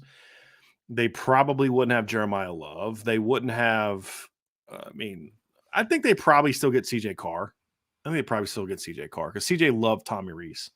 Yeah. And if Tommy was still here, he would have. But here's the thing. Would they have been able to keep him when Tommy left? Right. That's a fair question. I think CJ probably has a lot more affinity for, this is a guess, would have a lot more affinity for Marcus Freeman than Brian Kelly because Marcus Freeman has worked harder to have a relationship with him. I think that's very fair. Very fair. So I think there are a lot of guys like that would be there. I don't think Mike Mickens would still be here. I think he'd have left if Brian Kelly was still here. So, your corner class would look a lot different. Yeah. Marcus Freeman wouldn't still be here. So you probably don't have Jaden Ausberry. Probably still keep Drake Baldwin. Yeah, definitely don't have Jaden Osbury. Yeah. Definitely don't have Jaden Osbury. So I'd say there'd be a lot of guys, and you to replace them with the kind of guys that Brian. Look, I tell y'all, I don't want to try to do that whole everybody gets fired up during spring, and every team's got 37 teams have a chance to win a championship in March. You know what I mean? Look, I was talking with Pete Sampson about this too, and he agreed with me. And Pete and I tend to look at the team differently. And I repeated what I said to you, Ryan, and what I said in the show last week. I think this is Notre Dame's most athletic team since 2015. And he agreed. Just the depth of athleticism since 2015. I think this team is a lot more talented than a lot of Notre Dame fans think. And I get why y'all feel that way. I do. And it's show me mode. We all got to see it. All got to see it. But I think this team is a lot more talented than people realize. I really do. What any other guys kind of pop in your head, Ron? Now you hit it. I mean, yeah, I'm just like trying to work through a couple of my minds. Like, I think that you still would have a good chance at Charles Jagusah, obviously. Like, I think that you would have him. Christian Gray, maybe not. Like, that one's a tough one. Don Schuler, I feel like you would still have if it was Brian Kelly, because he was literally committed to Brian Kelly at the time. So those are a few of the guys, though. But yeah, it would definitely look a lot different, Nathan, to your question, though. And I wouldn't feel as great about where 2024. Yeah, Jay, 100%, man. Like, Kenny Minchie wouldn't be in this class. I don't know what quarterback would be in this class if Brian Kelly was the coach. I have no idea. No idea. And that's no shot at Coach Kelly. Like, literally, I mean, actually, I do know. I think that Jackson Arnold would probably be the quarterback in the class if Brian Kelly was here, because we know that Jackson was very much liking Notre Dame, and then things changed there, right? So they would probably have Jackson Arnold in this class. And I know some people are a lot higher on Jackson Arnold than I am, but that's just kind of where I look at that one. So let's roll through a couple of these questions. I know there's some recruiting related ones that I wanted to definitely hit here as we work through a few of these questions. We had this question from Keith Wagan, who I thought was a really interesting question. Said, if Caleb Brewer commits this weekend, is Andrew Sprague a take as of right now? Keith, that's a great question. I know we've talked a lot in the chat if you were on the Recruiting Hour show yesterday, or we talked about it a little bit in the chat earlier. Offensive line recruiting is going to be very interesting moving forward here, because you are in a situation where if I look at Notre Dame and I say you have Peter Jones committed in the class, and this is the facts of it, right? This is the facts that we project Peter Jones as a guard long-term at Notre Dame. But that does not necessarily mean that Notre Dame shares that same sentiment that Peter Jones is just a guard, right? He's strictly an interior player. There is a possibility that Peter Jones starts his Notre Dame career as an offensive tackle. That's on the table. We can't excuse that. We can't look past that. We can't.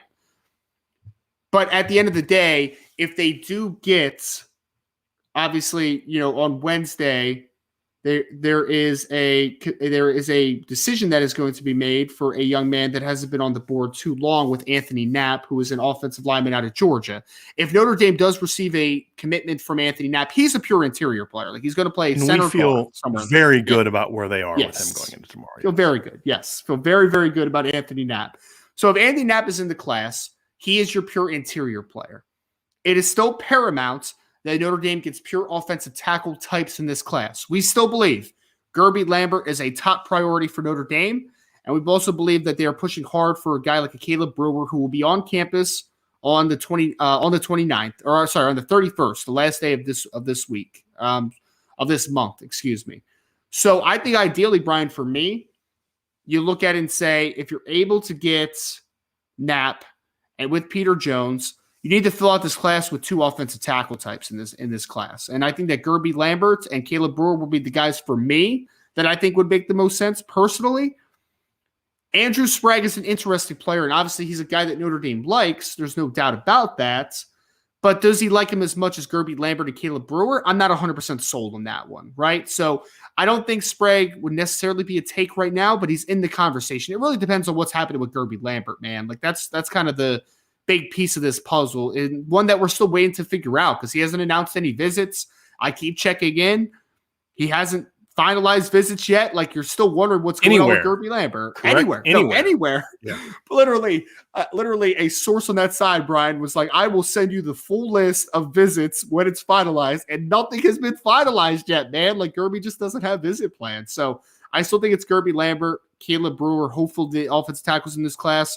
But depending on what happens with Gerby or if Caleb Brewer is in a land for Notre Dame, then you start talking about the Andrew Spraggs of the world, which is a guy that Notre Dame likes. And I think that he also really likes Notre Dame. Really likes Notre Dame. All right, let's get to some more here, Mr. Roberts. Yep. Here's from Behart 1074. His question is, who are the nose tackles Notre Dame are going after in the 2024-2025 class? So, this one for me, Brian, I think that the whole nose tackle 3-tech stuff is there's a little bit of a projection to it because technically you could say Justin Scott could be a nose, but it's also a 3-tech or he can play anywhere he wants to, right? But technically we could fit him into this barometer. I'm going to make this more interior defensive lineman. I think that that's a better way to go for it, right? Justin Scott is obviously the top target in 2024. They already have a commitment from Owen Wafel out of New Jersey in 2024, who is now up to 6'3", 290 pounds. So he is definitely an interior player on the next level. There's no doubt about it. Outside, Notre Dame's still recruiting guys like Sean Silverio, who was a Florida kid that was on campus this past weekend. They're still recruiting David Pele, who's a big defensive tackle out of Pennsylvania, Canadian kid originally. They're recruiting those types. And then I also think not a nose tackle, but there was some projection for me as far as if Notre Dame does land the Smith twins up in the New England area, right up in Connecticut, Jared Smith is a guy that maybe could be a 3-tech long-term, but he's probably more of a strong side end. But I think the true guys that might be able to play nose, Sean Silverio's one, David Pele's one, and then if you want to classify Justin Scott as a nose, sure. I would not put Justin Scott as a nose. I would put TJ Lindsey there. I'd put TJ Lindsey in that conversation as a nose. I think TJ Lindsey is going to be a nose at a place like Notre Dame when it's all said and done. Yeah. He's already 290 pounds. I think he measured in at 6'4.5", 290 at the somewhere in the ballpark. That junior event down in San Antonio that you were at. To me, he's a nose. He's definitely a nose to me. So I'd put him in that conversation for sure. He's just a little bit of a weird case for Notre Dame right now because we've talked about this, right? His timeline, Brian, he might be a kid that doesn't pull the trigger on a commitment until signing day. He might be that type of kid, at least into the season, it seems like. And if he does, just might not be a spot for him, right? If he wants to come to Notre Dame. That's the only trouble I have with him. I am not going to say for sure, but I am not against the idea of putting Owen Wafel at nose guard. Here's the way I look at it. He is a 25-pound bigger version of Howard Cross. He's an inch taller than Howard, and not 25. He is about a 20-pound bigger version of Howard Cross. He weighed in at over 290 during his visit to Notre Dame, and he did not look big at all. Right? He did not look fat at all when he walked by me. I could definitely see him being a nose tackle at Notre Dame. As long as they continue, he'll be able to eat up space better than Howard Cross did. To me, Owen Wafel's a more explosive, stronger version of Kurt Heinisch, in my opinion. And give me that, right? Definitely give me that. Notre Dame made 2 playoff teams with Kurt Heinisch taking a lot of snaps at nose guard, right? And I think Wafel could be a better version of that. 2025, Ryan, I think is a little bit of a different deal. That class is a little bit it's early there. They've only offered 6 nose tackles, period. 6 defensive tackles, period. And some of them are a little bit undersized right now, and you're not 100% sure how they're going to develop. Right? Davion Dixon's a nose tackle type of guy to me. Yeah, maybe DJ Sanders, but I don't even know where they are with DJ Sanders, right? Tyler Parker would be a nose tackle. I don't know how serious Notre Dame is about him and vice versa. So it's way too early for 2025 to know who those guys are going to be, in my opinion. Because the heaviest guy on that board right now is Davion Dixon at 305, and then there's no other guy. Tyler Parker's 290, DJ Sanders 290, and then you're talking about a bunch of 250s, 265s on that list, right? So it's how does Landon Rink develop? 265 sophomores sometimes turn out to be 290, 300-pound seniors. That's why it's just too early, to your point, Ryan. So it's a little bit too early. Yep. A little bit too early for me, to be honest with you. Start asking about 2026. Maybe we'll have. Yeah, please don't say that. Please don't say that. All right. Let's see here, Ryan. Let's go to we got one from Jay Henry real quick. Jay's question, this may be 101 question, but what exactly does the run game coordinator get to do? Does he only get to call runs when Parker agrees to them? Well, it's not so much calling plays. The run game coordinator doesn't call plays. A run or pass game coordinator usually has a big say in putting the game plan together on that part of the game. He has a lot of responsibility of, hey, I'm the OC, Ryan's my run game coordinator. I need to know the fronts that they use against what personnel. I need to know their run stunts that they use. I need to know, what the pressures they bring. I need to know how they handle the red zone. I need to know all that. I need you to be my guy that breaks all that down. And then we'll sit down together and say what stuff is going to work this week against them. And I'm going to take your thoughts into consideration clearly when it comes to that. But at the end of the day, the OC is still the one putting it all together and calling the plays. Now, there may be situations, if you have a really good relationship with your staff, there will be situations where you will talk to your run game, let's say for Dealer McCullough for Notre Dame, and Dealer's like, hey, the guys are saying that they think the inside zone is there. We're running duo, and the way they're slanting to us every time, they think that if we pop an inside zone, we're cutting that sucker back, and there's this big gaping hole there. Okay, cool, let's do it. Right, like that's happened in games I've coached, Ryan. I know it's happened in games you coach where the players are like, hey, coach, this is there, let's go there. And then that's relayed to the OC and he decides if he's going to run it or not, So you'll have stuff like that, but you got to be careful that you pick and choose those battles. And that's something I learned as a pass game coordinator is you can't just be in the play caller's ear every time trying to tell him what to run. Because eventually he's going to say, shut up. And I don't want to hear what you have to say. You have to pick and choose. Number one, always have him ask you, but then also be like, wait till in between series. Don't do it right in the middle of a game of a series. That's where you get into problems. Things like that. So I think those are important parts of it as well, in my opinion. So good question. This is another good question right here from Josh. From Josh Buff of the Motivation Business Banker, who wins the head-to-head matchup against 2002-2003 Miami or 19 LSU? Oh, man. That's an easy one for me. It's 19 LSU because the really great elite Miami team was the 01 team. Yeah. The 02 team the 02 team lost to Ohio State. Yep. I mean, they'd get killed because they weren't quite the same team. They weren't as hungry. And they were a little further away from the Butch Davis teams. And I definitely think the 2003 Miami team would have lost to LSU, no doubt about it. Now, the interesting question would have been, Ryan, is if you were to look at the 01 team, that to me would have been a much.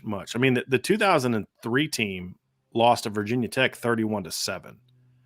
Yeah. So, lost to Tennessee at home 10-6. That team would have been really good. The 02 team was really good, but they weren't quite as dominant as the 01 team, in my opinion. That 01 team was insane. I mean, they were absolutely insane. They beat Penn State 33-7, blew out Pitt on the road, blew out Florida State on the road 49-27, beat West Virginia 45-3. Beat number 15 Syracuse 59-0. Beat number 11 Washington in November 65-7, and then had they had a close road game at Blacksburg that year against Virginia Tech, and then they just absolutely destroyed Nebraska in the national championship game. That 01 Miami team was legit. That was a legit team. That team. And you had like Ed Reed was on that team. Like that team was loaded. I mean, because here's the thing: can you hang with their pass game? Right. Well, that 01 team had Antrell Roll and Mike Rumpf at corner, and Ed Reed at safety. Yes. Ed Reed and Sean Taylor at safety, and your nickel, your number 3 corner was Philip Buchanan, who went on to also be a first-round draft pick. So That's number one, right? Can you do that? And then the second question is, can you put pressure on the quarterback? Well, that team had Vince Wilfork, he was a freshman on the team. You had William Joseph, Jerome McDougal.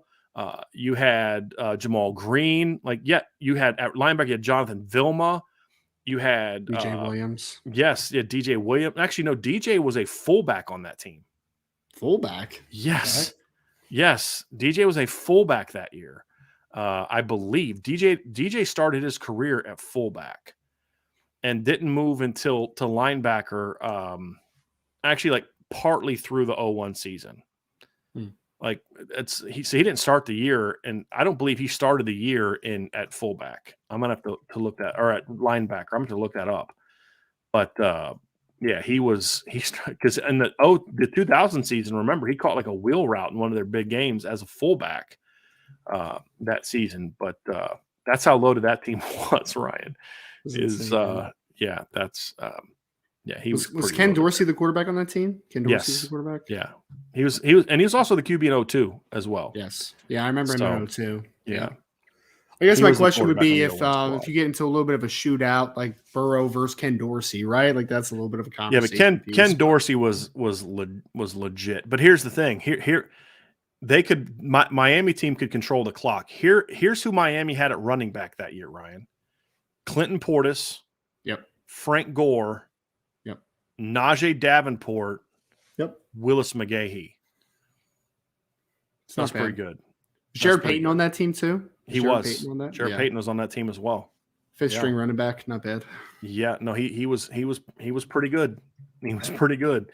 So, and I believe that 01 team had Jeremy Shockey at tight end. I believe you had Kellen Winslow. Yeah, Jeremy Shockey was also on that team. Yeah. At wide receiver, I mean, you had just missed the Santana Moss Reggie Wayne combination, but you still had Andre Johnson, you had Kevin Baird, you had Jeremy Shockey, you had Roscoe Parrish, you still had Kellen Winslow Jr. was a freshman on that team. You still had some dudes. You could throw the football, and that was a really good. Bryant McKinney at offensive line. That team was ridiculous. It was basically a Pro Bowl team on a college team. The 01 team was, in my opinion, significantly better than the 02 team. Better talent, but also that 01 team was hungry. The 02 team was not. The 02 team was was a more talented version of Florida State's 2014 team. They just won because they had better players than everybody else. But then they met an Ohio State team that was more fit, that wasn't afraid of them, that was willing to punch them in the mouth, and then outcoached them, and they couldn't win because of that. And I mean, there was some questionable calls, blah, blah, blah. But talent-wise, that game should have never been close. If we're just talking who had the better roster, that game should not have been. And Ohio State had some dudes on that team too, but I'm sorry. That game should not. You had freaking Craig Krenzel at quarterback. That game should not have been close.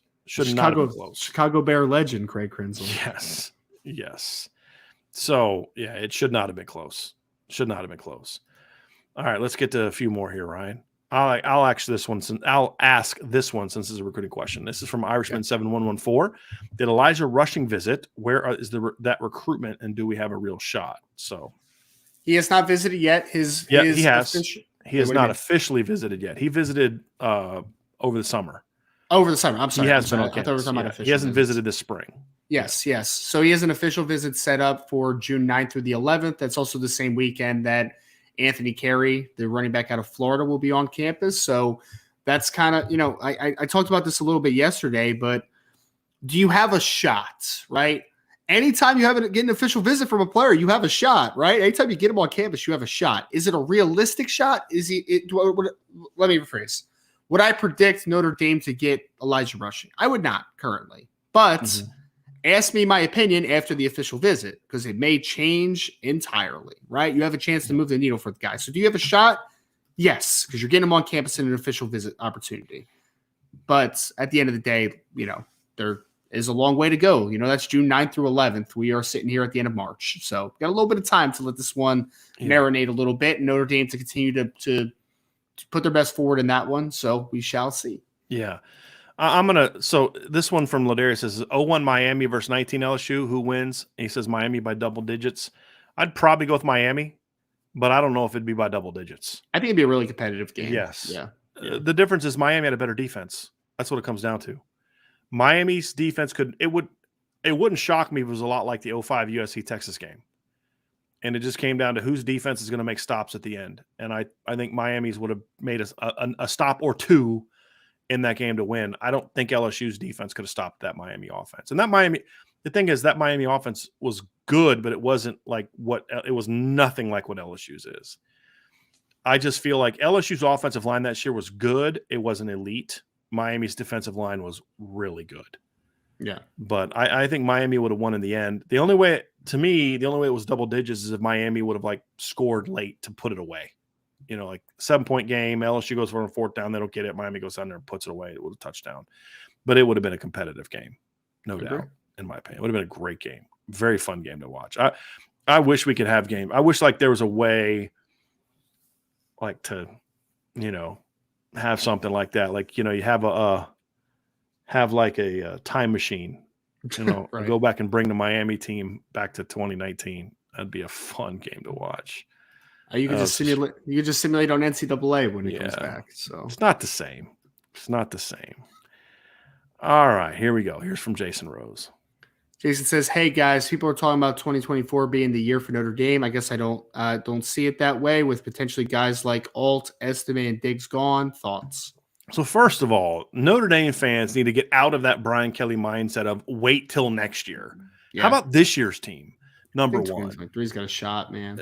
Yes, but look, here's the deal. Number one, you're assuming that 3 guys are going to be gone that we don't know that they're going to be gone. I would say if I was a betting man, I'd say 2 of those 3 are going to be gone. Maybe all 3, but definitely 2 of those 3. Yeah. But again, that's what good teams do. You lose players and you replace them with other really good players. I mean, that's just kind of what you do. And so, yeah, you lose Sam Hartman. That's a big loss. To replace him with Tyler Buckner or Kenny Minchie or CJ Carr. You're not going to have those running. Okay, fine.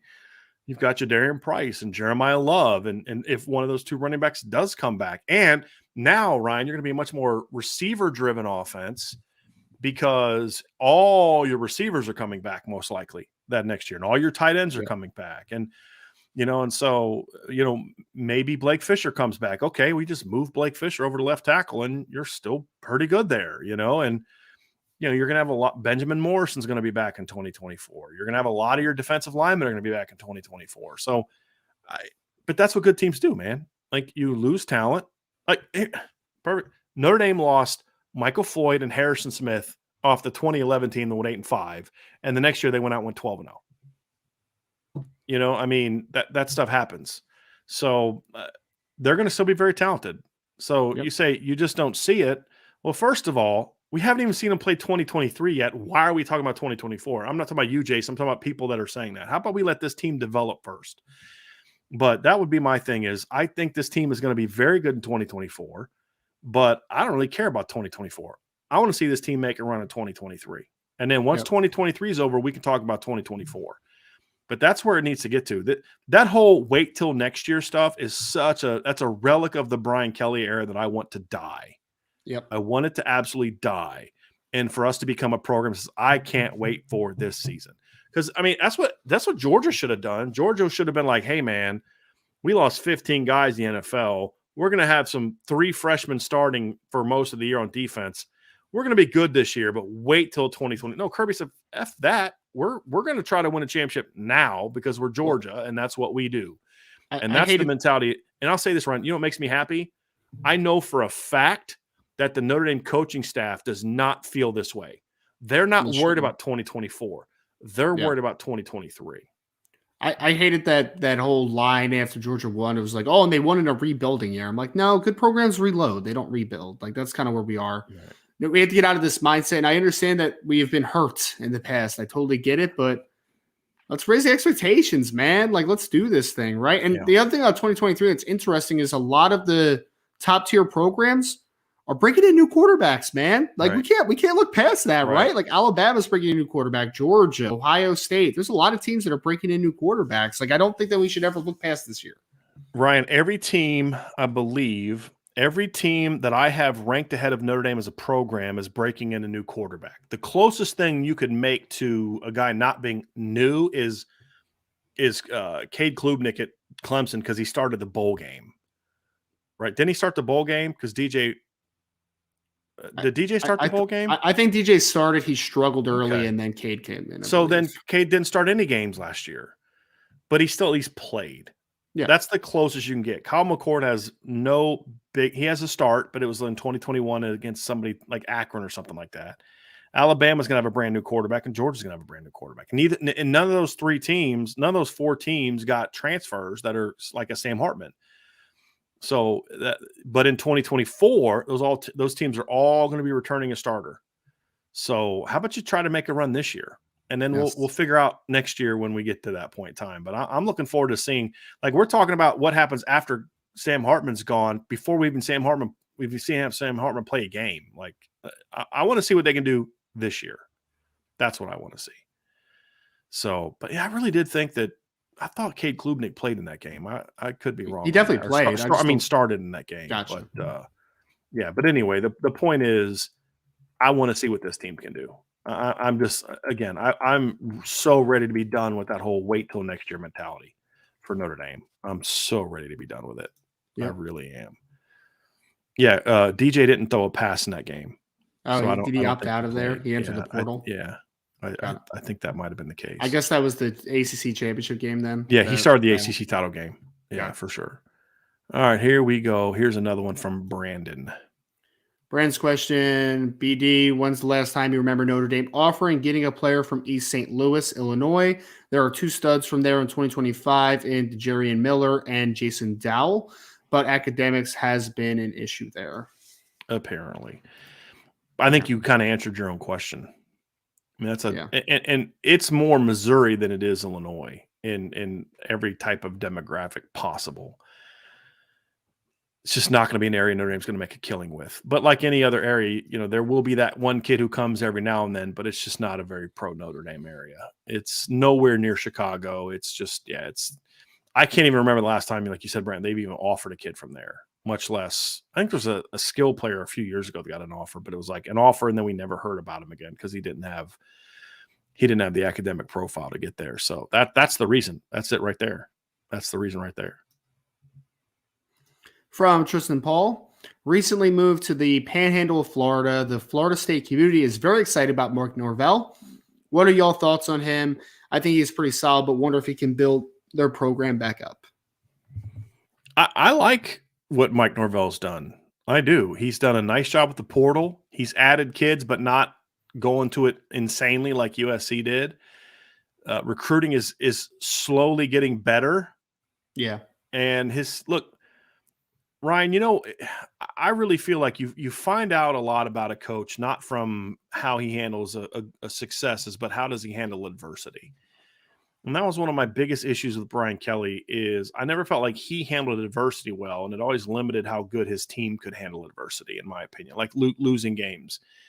And last year, Florida State went through a stretch last year where they started the season off great. They have the win over LSU, which is huge. They go on the road and beat Louisville, a team that had given them a lot of problems in previous years. They blow out Boston College, who at the time we still had somewhat high expectations for before we realized just how bad they were. And then they lose at home to Wake Forest by 10. They go on the road and they completely choke away the NC State game. They should have won that game, completely choked it away. It looked like old Florida State. And then the next week they lose to Clemson, and you're thinking, okay, here we go again. Florida State's going to – and they bounced back so impressively, Ryan. They had a bye week after Clemson. They were able to kind of gather themselves. They whooped Georgia Tech, and that started them on the run where they didn't have another competitive game till the Florida game. They beat Georgia Tech by 25, beat Miami on the road by 42, beat Syracuse on the road by 35, beat Louisiana Lafayette by 32, and then beat Florida 45-38, and then it was a great game. That bowl game with Oklahoma was a fun game to watch, man. And then won that game. And I'm like, you know what? The fact that he was able to get that team back on track after those losses and rally that team, that's the first time in forever since probably – and I mean, even 2013, Florida State didn't face any adversity in 2013. They killed everybody. That ACC was terrible that year. They hadn't faced adversity like that forever and handled it well. I can't remember the last time I saw a Florida State team show any kind of intestinal fortitude, and that team did. That team battled, and that said a lot to me about where he's getting the culture, because that was his biggest thing, Ryan. It wasn't a talent problem at Florida State as much as it was a culture problem. I'm not saying they had top 10 talent when he came in. The talent was good enough to be top 25, but the culture was barely top 100. Yeah. I mean, it was bad. And he got them to the point where that team battled. And we saw it a little bit in 21, they competed hard against Notre Dame. They start the season with 4 losses. They kind of rally, and then they have chances late, but they can't hold on. But we saw that team competed a little bit. But last year's team rallying back from those 3 straight losses to run the table and just crush people. That said a lot to me about where Mike Norvell's taking this team. That impressed me a lot, more so than beating LSU early. Yeah. Because you could argue, hey, they had a game advantage. They had a warm-up game where LSU didn't. You can make a lot of excuses for that. Blocked extra point. If they don't miss the extra point, blah, blah, blah, blah, blah, whatever. That was a good win, but it's what he did after they had some adversity that told me Mike Norvell's turning the corner with this program.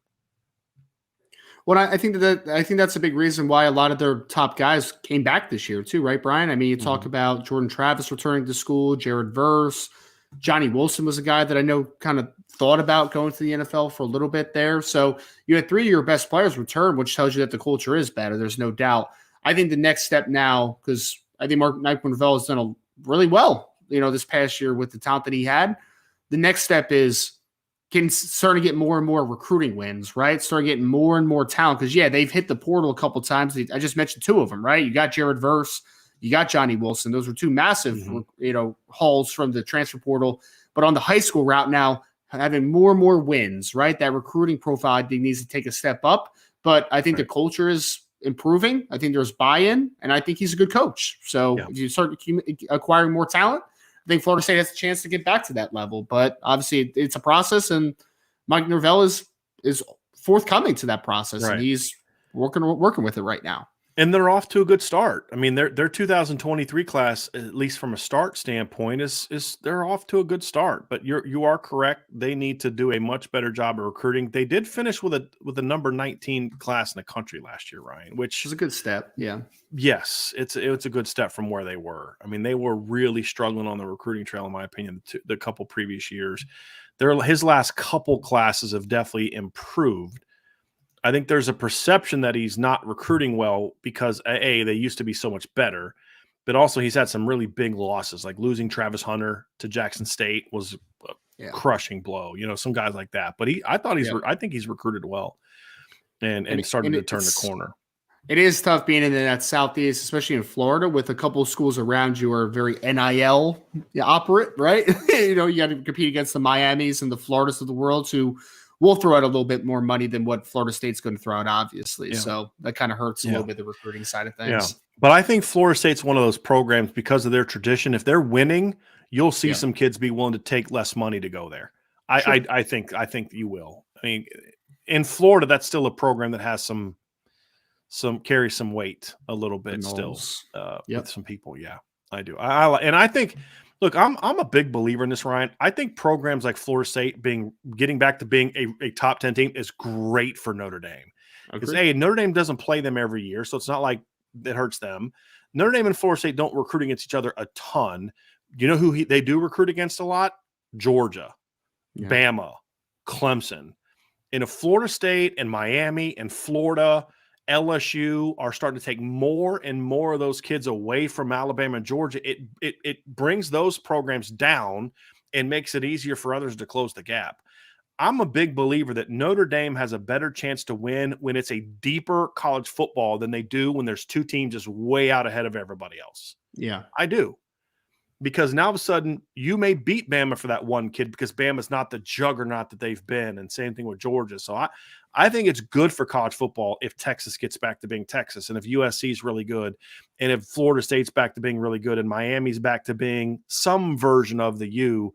I think all of that is great. Penn State's not only talented but coached well. Michigan's really good. Oklahoma's good. I think that's all good for college football, and it's good for Notre Dame because it weeds out some of those players because Notre Dame's still going to get theirs, Ryan. It just means Alabama and Georgia, and to a degree Ohio State, aren't just running away with recruiting wins every year the way that they are now. I think it's huge for college football if that happens. I really do. I really do. From Robert Bishop, it says, is Notre Dame still recruiting Bronte Johnson, or has that ship sailed? Still recruiting him. It's just, Robert, it's the ultimate question, and we've talked about this a ton, is when it's time to sign the dotted line, right? Will the academic side of things all check out, and will he be a fit in that department? That's all it is, man. There's no questioning Bronte Johnson's talent. There's no question that Notre Dame really likes Bronte Johnson's talent, right? Like all that stuff is apparent. It's just about the fit. Can the fit work? That's the question I have.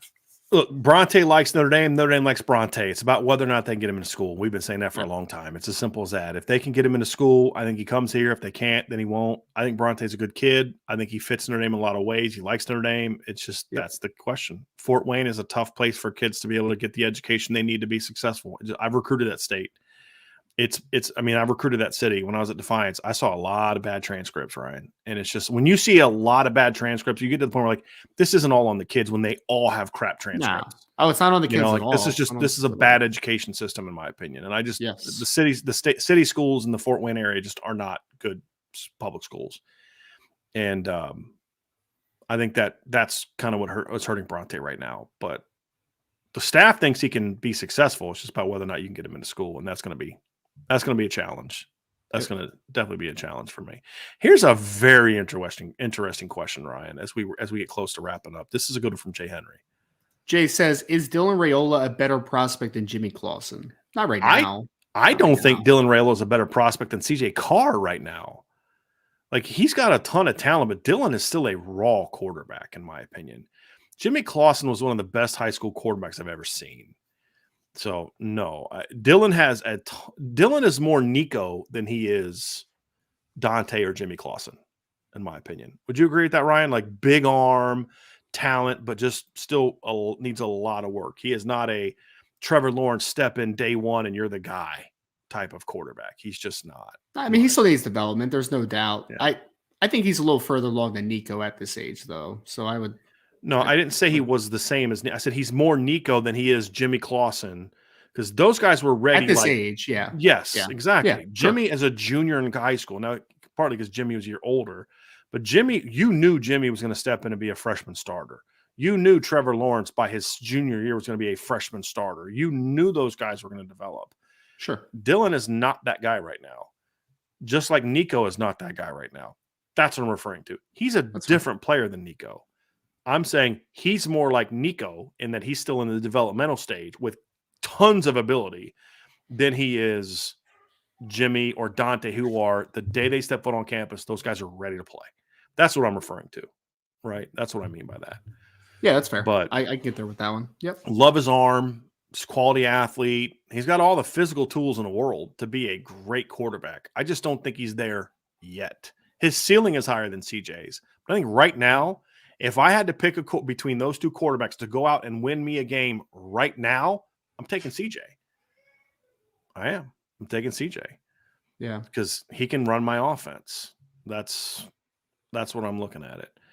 All right, let's get to a last couple here, Ryan, and we're going to get up out of here. Let's see here. Real quick, somebody says, does he go to the same high school as Jalen Smith? Jalen Smith went to a private school. He went to Bishop Luers. Bronte goes to doesn't he go to Northside? Northside, yep. Northside. Yeah, he goes to one of the public schools, and that's the same issue that they're having with Mylan Graham. I mean, they liked him. He camped at Notre Dame this summer. He was really good at their camp, but he just the academic pieces, and he actually goes to a little bit better school than Bronte does at New Haven, but it's just the academic piece isn't there. Can't touch him, and they really can't touch him. No chance. So, yeah, it's a little bit of a different deal. Like there's some schools like right outside of Fort Wayne that are much better academic schools, but those city schools in Fort Wayne are not good. And honestly, that's why we recruited Fort Wayne at Defiance. Cause I've told y'all before, our academic standard was, do you have a pulse and can you spell your name? I mean, I could talk them into bringing just about anybody into school. And so we'd get these kids that are really good football players, but just couldn't get into school anywhere else. And we'd bring them to Defiance. And, so I've seen a lot of transcripts from high schools in Fort Wayne, and it's not pretty. It's like with coaching. When there's a kid here, a kid there with bad grades, you say, that kid's not doing the work. But when you just see it constantly, there's problems with the coaches, there's problems with the school. There's a lot of different issues that are problematic that put the kid behind the eight ball when it comes to, a lot of those kids have parents that have to, both parents have to work. Some have to work multiple jobs. They don't have, they're not home enough to be able to really stay on top of it that way and be as engaged. You'd like for them to be that way, but it's just, it's a lot harder. It's just a lot harder. Doesn't mean it can't get done. It's just a lot harder, in my opinion. Agree. But yeah, they like them, but yeah, it's tough, man. Here's one from Joe Turgeon. Joe's question is, what if Notre Dame goes 10-2 but wins all 3 of the pillar games? What's your assessment? I guess my question would be, what are the 2 games they lose if they win all those pillar games? That right? would be disappointing to me. Yeah. But it would still, I'll say this right, it would be disappointing to me, but it would move the needle in a big way. Like, let's just say they lose in game 3 to NC State. Early season, team is still getting there, and they drop that game. They go out and beat Ohio State. And then let's say that next week you go on the road and you lose to Duke. I'm not feeling great. But if you end that season with wins over USC and Clemson and run the table and go 10-2, your momentum is going in a great direction. I would be disappointed because I'm like, you had a huge missed opportunity. You had to freaking beat one of those 2 teams. If you just beat Duke, you're in the playoff, right? Huge missed opportunity. But perception-wise, the wins over Ohio State, Clemson, and USC would be needle movers from a recruiting standpoint. But I would then start getting concerned about, okay, we know Marcus Freeman can get his team ready to play in these big games, but I'm really concerned about his ability to get these teams ready to play the not big-time teams. Because now we're a 4-year stretch. You've got losses to Marshall, Stanford, Duke, and NC State, teams that you should beat. Yeah, you're, was it 4-2 against the pillar teams? That's great, but you're not going to get where you need to get to if you're winning those games but losing these. You're the opposite of Brian Kelly, but the end result is the same, right? Where Brian Kelly never lost those other games, but he almost always lost the pillar games. To me, it's the same, and the result at the end of this deal is the same. You're not good enough to be a champion. But I would say this, I'd feel a lot better about Freeman being able to fix that than Kelly winning the big games. Would you? Oh, 100%. 100%. Yeah. Because the margin for error is so much smaller in those games where you're matched up against great teams, right? I mean, right. Let's all right. Look, the Marshall game last year is a great example, right, Brian? Awful, right? Like, this is an awful loss for Notre Dame. But if you play them 10 times, you're going to win 9 out of 10. It just so happened that was the day that Marshall beat you, right? Like, that was the day. So the margin for error is still so much higher because you are more talented than Marshall is. But if I'm LSU going against Alabama every year, your talent gap is very small there. And usually Alabama's on the other side of the talent gap, right? So 100%. And I think coaching matters most in the games where the margin is so much smaller, right? Mm-hmm. Where the time management, where making a right decision in the right time, calling a timeout in an appropriate area of the game, like all those things matter so much more in those games where the talent level is very small fraction, right? But in those big games, sometimes they're just flukes. But at the end of the day, to your point, you need to win them all because Notre Dame's an independent and they can't drop 2 games, man. Like, you just can't drop them. And the thing for me, Ryan, is they wouldn't belong with those 2. Like, hey, you beat those really good teams. Yeah, I get that. But you still lost to those other 2 teams. Exactly. If you just it's a full resume. It's not just the 2 games. Right. Hey, we had some big wins. Okay, great. But you also had some bad losses. But I would feel better about that than I would about if they went 10-2 and went 1-2 against in the pillar games. I'd feel a lot better about Joe's scenario than the other one, because then it's just like it's same old. And the reason why is it goes to the point that I made. I'd feel a lot better about Marcus Freeman's ability in 2024 to win those layup games that they lost because they weren't focused enough than to say, hey, do you know how to get your team ready to play those big games? Because honestly, if you go back and look at Lou Holtz's tenure, a lot of his losses were like games you're like, how the heck did you lose that game? Like, how did you beat this team and this team, but you lost to freaking Stanford? Right. There were years like that at Notre Dame under Lou Holtz where you're like, what was it? Was it the 1990 team? I think it was the 1990 team where, they beat Miami that year. They beat Michigan that year. They beat Michigan State on the road that year, beaten number 9 Tennessee on the road that year, but then they lost at home to Stanford. and then lost at home to Penn State. You're like, what? You beat number 18 USC on the road? Like 1990, Notre Dame beat number 4 Michigan, number 24 Michigan State, number 2 Miami, number 9 Tennessee, and number 18 USC. But they lost 2 home games, one to Stanford and one to Penn State. Stanford finished that year 5-6, Ryan. And Penn State finished that year 10th or 11th in the AP. But still, again, like, how do you lose those games? I know, like, Rocket, I think, got hurt in one, I think, the Stanford game or the Penn State game. And then you go in the bowl game and you almost beat number 1. You're a clipping penalty away from beating number 1 Colorado. Like, that's what was the issue in Lou Holtz's years, right? At times was they'd win the big games and then they had this upset loss to a team. You're like, how the heck did you lose to that team? Like the 1992 Notre Dame team is another example. You tied Michigan. You blew out number 9 Boston College 54-7. You beat number 22 Penn State. You went on the road and beat a ranked USC team, but then you lost at home to Stanford 33-16. If they don't lose that game, they're playing for a national championship at the end of the year. Right? I mean, that's a fact. You're playing probably either Miami or Alabama for a championship that year. So, yeah, you don't because here, end of the day, they both ended that type of Lou Holtz result, ended you at the same place that the Brian Kelly ended you, not playing for a title.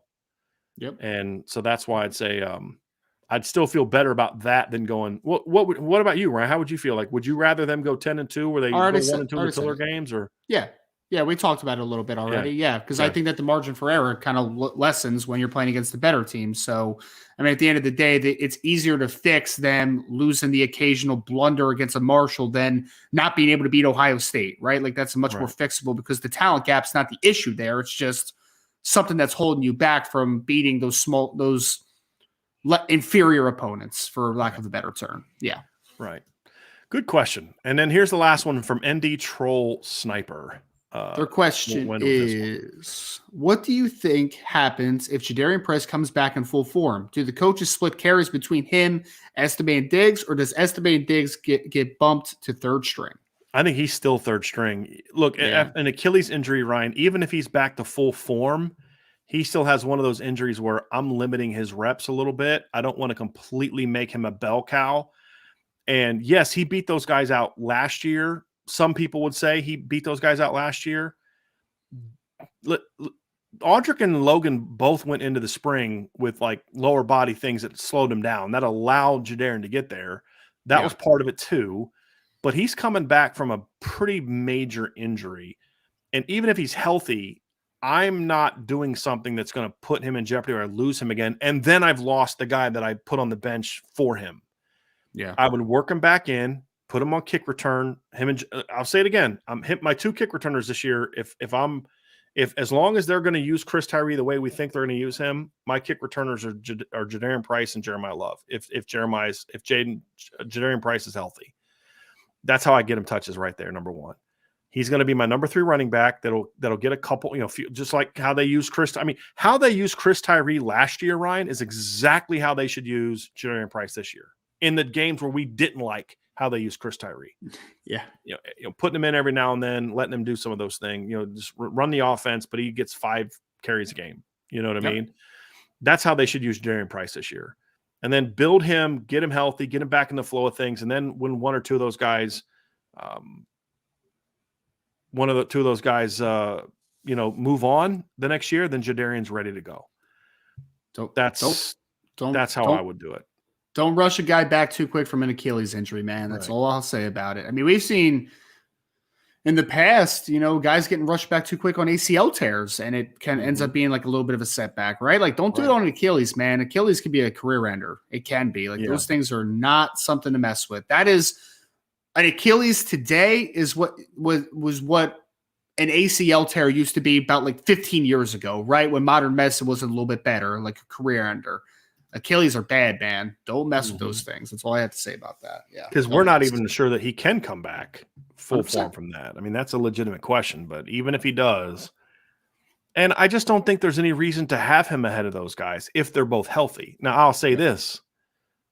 If Jadarian Price in the fall is back to full form, if you're Logan Diggs or Audric Estime, I'm not missing time unless I have no choice, because that's how you get Wally pipped, right? Like, and it's not just Jadarian Price.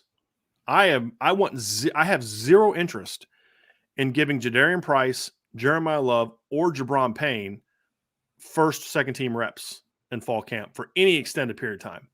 Zero interest in that. And I know we don't often talk about him, but Jabron Payne needs to be in this conversation as well. Yeah. As a number 2 change of pace kind of back. I don't know if Jabron's ever going to be the guy, but Jabron Payne's a good running back. Yep. And if Jabron Payne doesn't have 2 years of injuries in high school, he's probably to Michigan or Ohio State right now, if we're being honest. That's what I think. That's where he was projecting as a player as a sophomore. So, if those guys are all healthy this year, I do not want to miss time if I'm in fall camp at all. I'm sorry. So, it's kind of that motivation to say, hey, man, that bruise that you were thinking about not playing through, you may want to rethink that, man. And you may want to suck it up and play through that a little Seriously. bit. So, yeah, but anyway, well, that is going to do it, Ryan, for this show. A reminder tomorrow. I'm very excited about this. We are going to have a fundraiser tomorrow. We are going to partner with the Notre Dame women's softball team. Their head coach, Dana Gump, is going to be on our channel, and we're going to help raise money for fighting cancer, which in children's cancer in this community. It's designed. My understanding is it's designed to be a fundraiser that goes towards the local community. I'm very, very much looking forward to that. Really hope that y'all are able to be with us tomorrow. I really hope that you all are able to give. I would really appreciate that. I'm going to put the link in the chat now, and then I'm also going to put it in the chat tomorrow. Tomorrow, after the interview with Coach Gump, and we talk about like where her heart is and what they're doing with this charity, we will then have a super chat only mailbag. And the reason we're doing that is just a reminder, because every penny that we earn through super chats or after the show, if you give a super thanks because you couldn't watch live, you can still give if you don't watch it live. Every penny that we earn from that, I will then give to that charity as well. So it's kind of a twofold way of doing it. But I prefer, for your sakes, from a tax standpoint, it'd be give some of those bigger amounts to. If you're going to give a bigger amount, give that directly to the charity, because then they'll get a greater cut of it. And then we'll do, the 5s, the 10s, and the 20s tomorrow on the super chat. So really appreciate y'all being a part of that. Would really look forward to that. Hope all of y'all enjoyed today's show. I certainly did. It was a fun program. If you haven't listened to Josh Pate's breakdown of the top 10, give it a listen. It was good. He made some good points. Again, I don't agree with all of his rankings, but he made some good arguments for it. And of course, we made ours. So anyway, have a great rest of your day, everybody. 6:00 tonight, IB Nation Sports Talk. Sean Stires will be on the show tonight. You'll definitely want to check that out. I believe Vince is with him tonight. I forget which nights Vince is on with him, but I think tonight might be one of those nights. So you definitely want to check that. But I know Sean Stires will be there, so you definitely want to check it out. And of course, as always, folks, sign up for the message boards at boards.irishbreakdown.com. You won't regret it. Have a great day, and thanks for being with us on the Irish Breakdown podcast.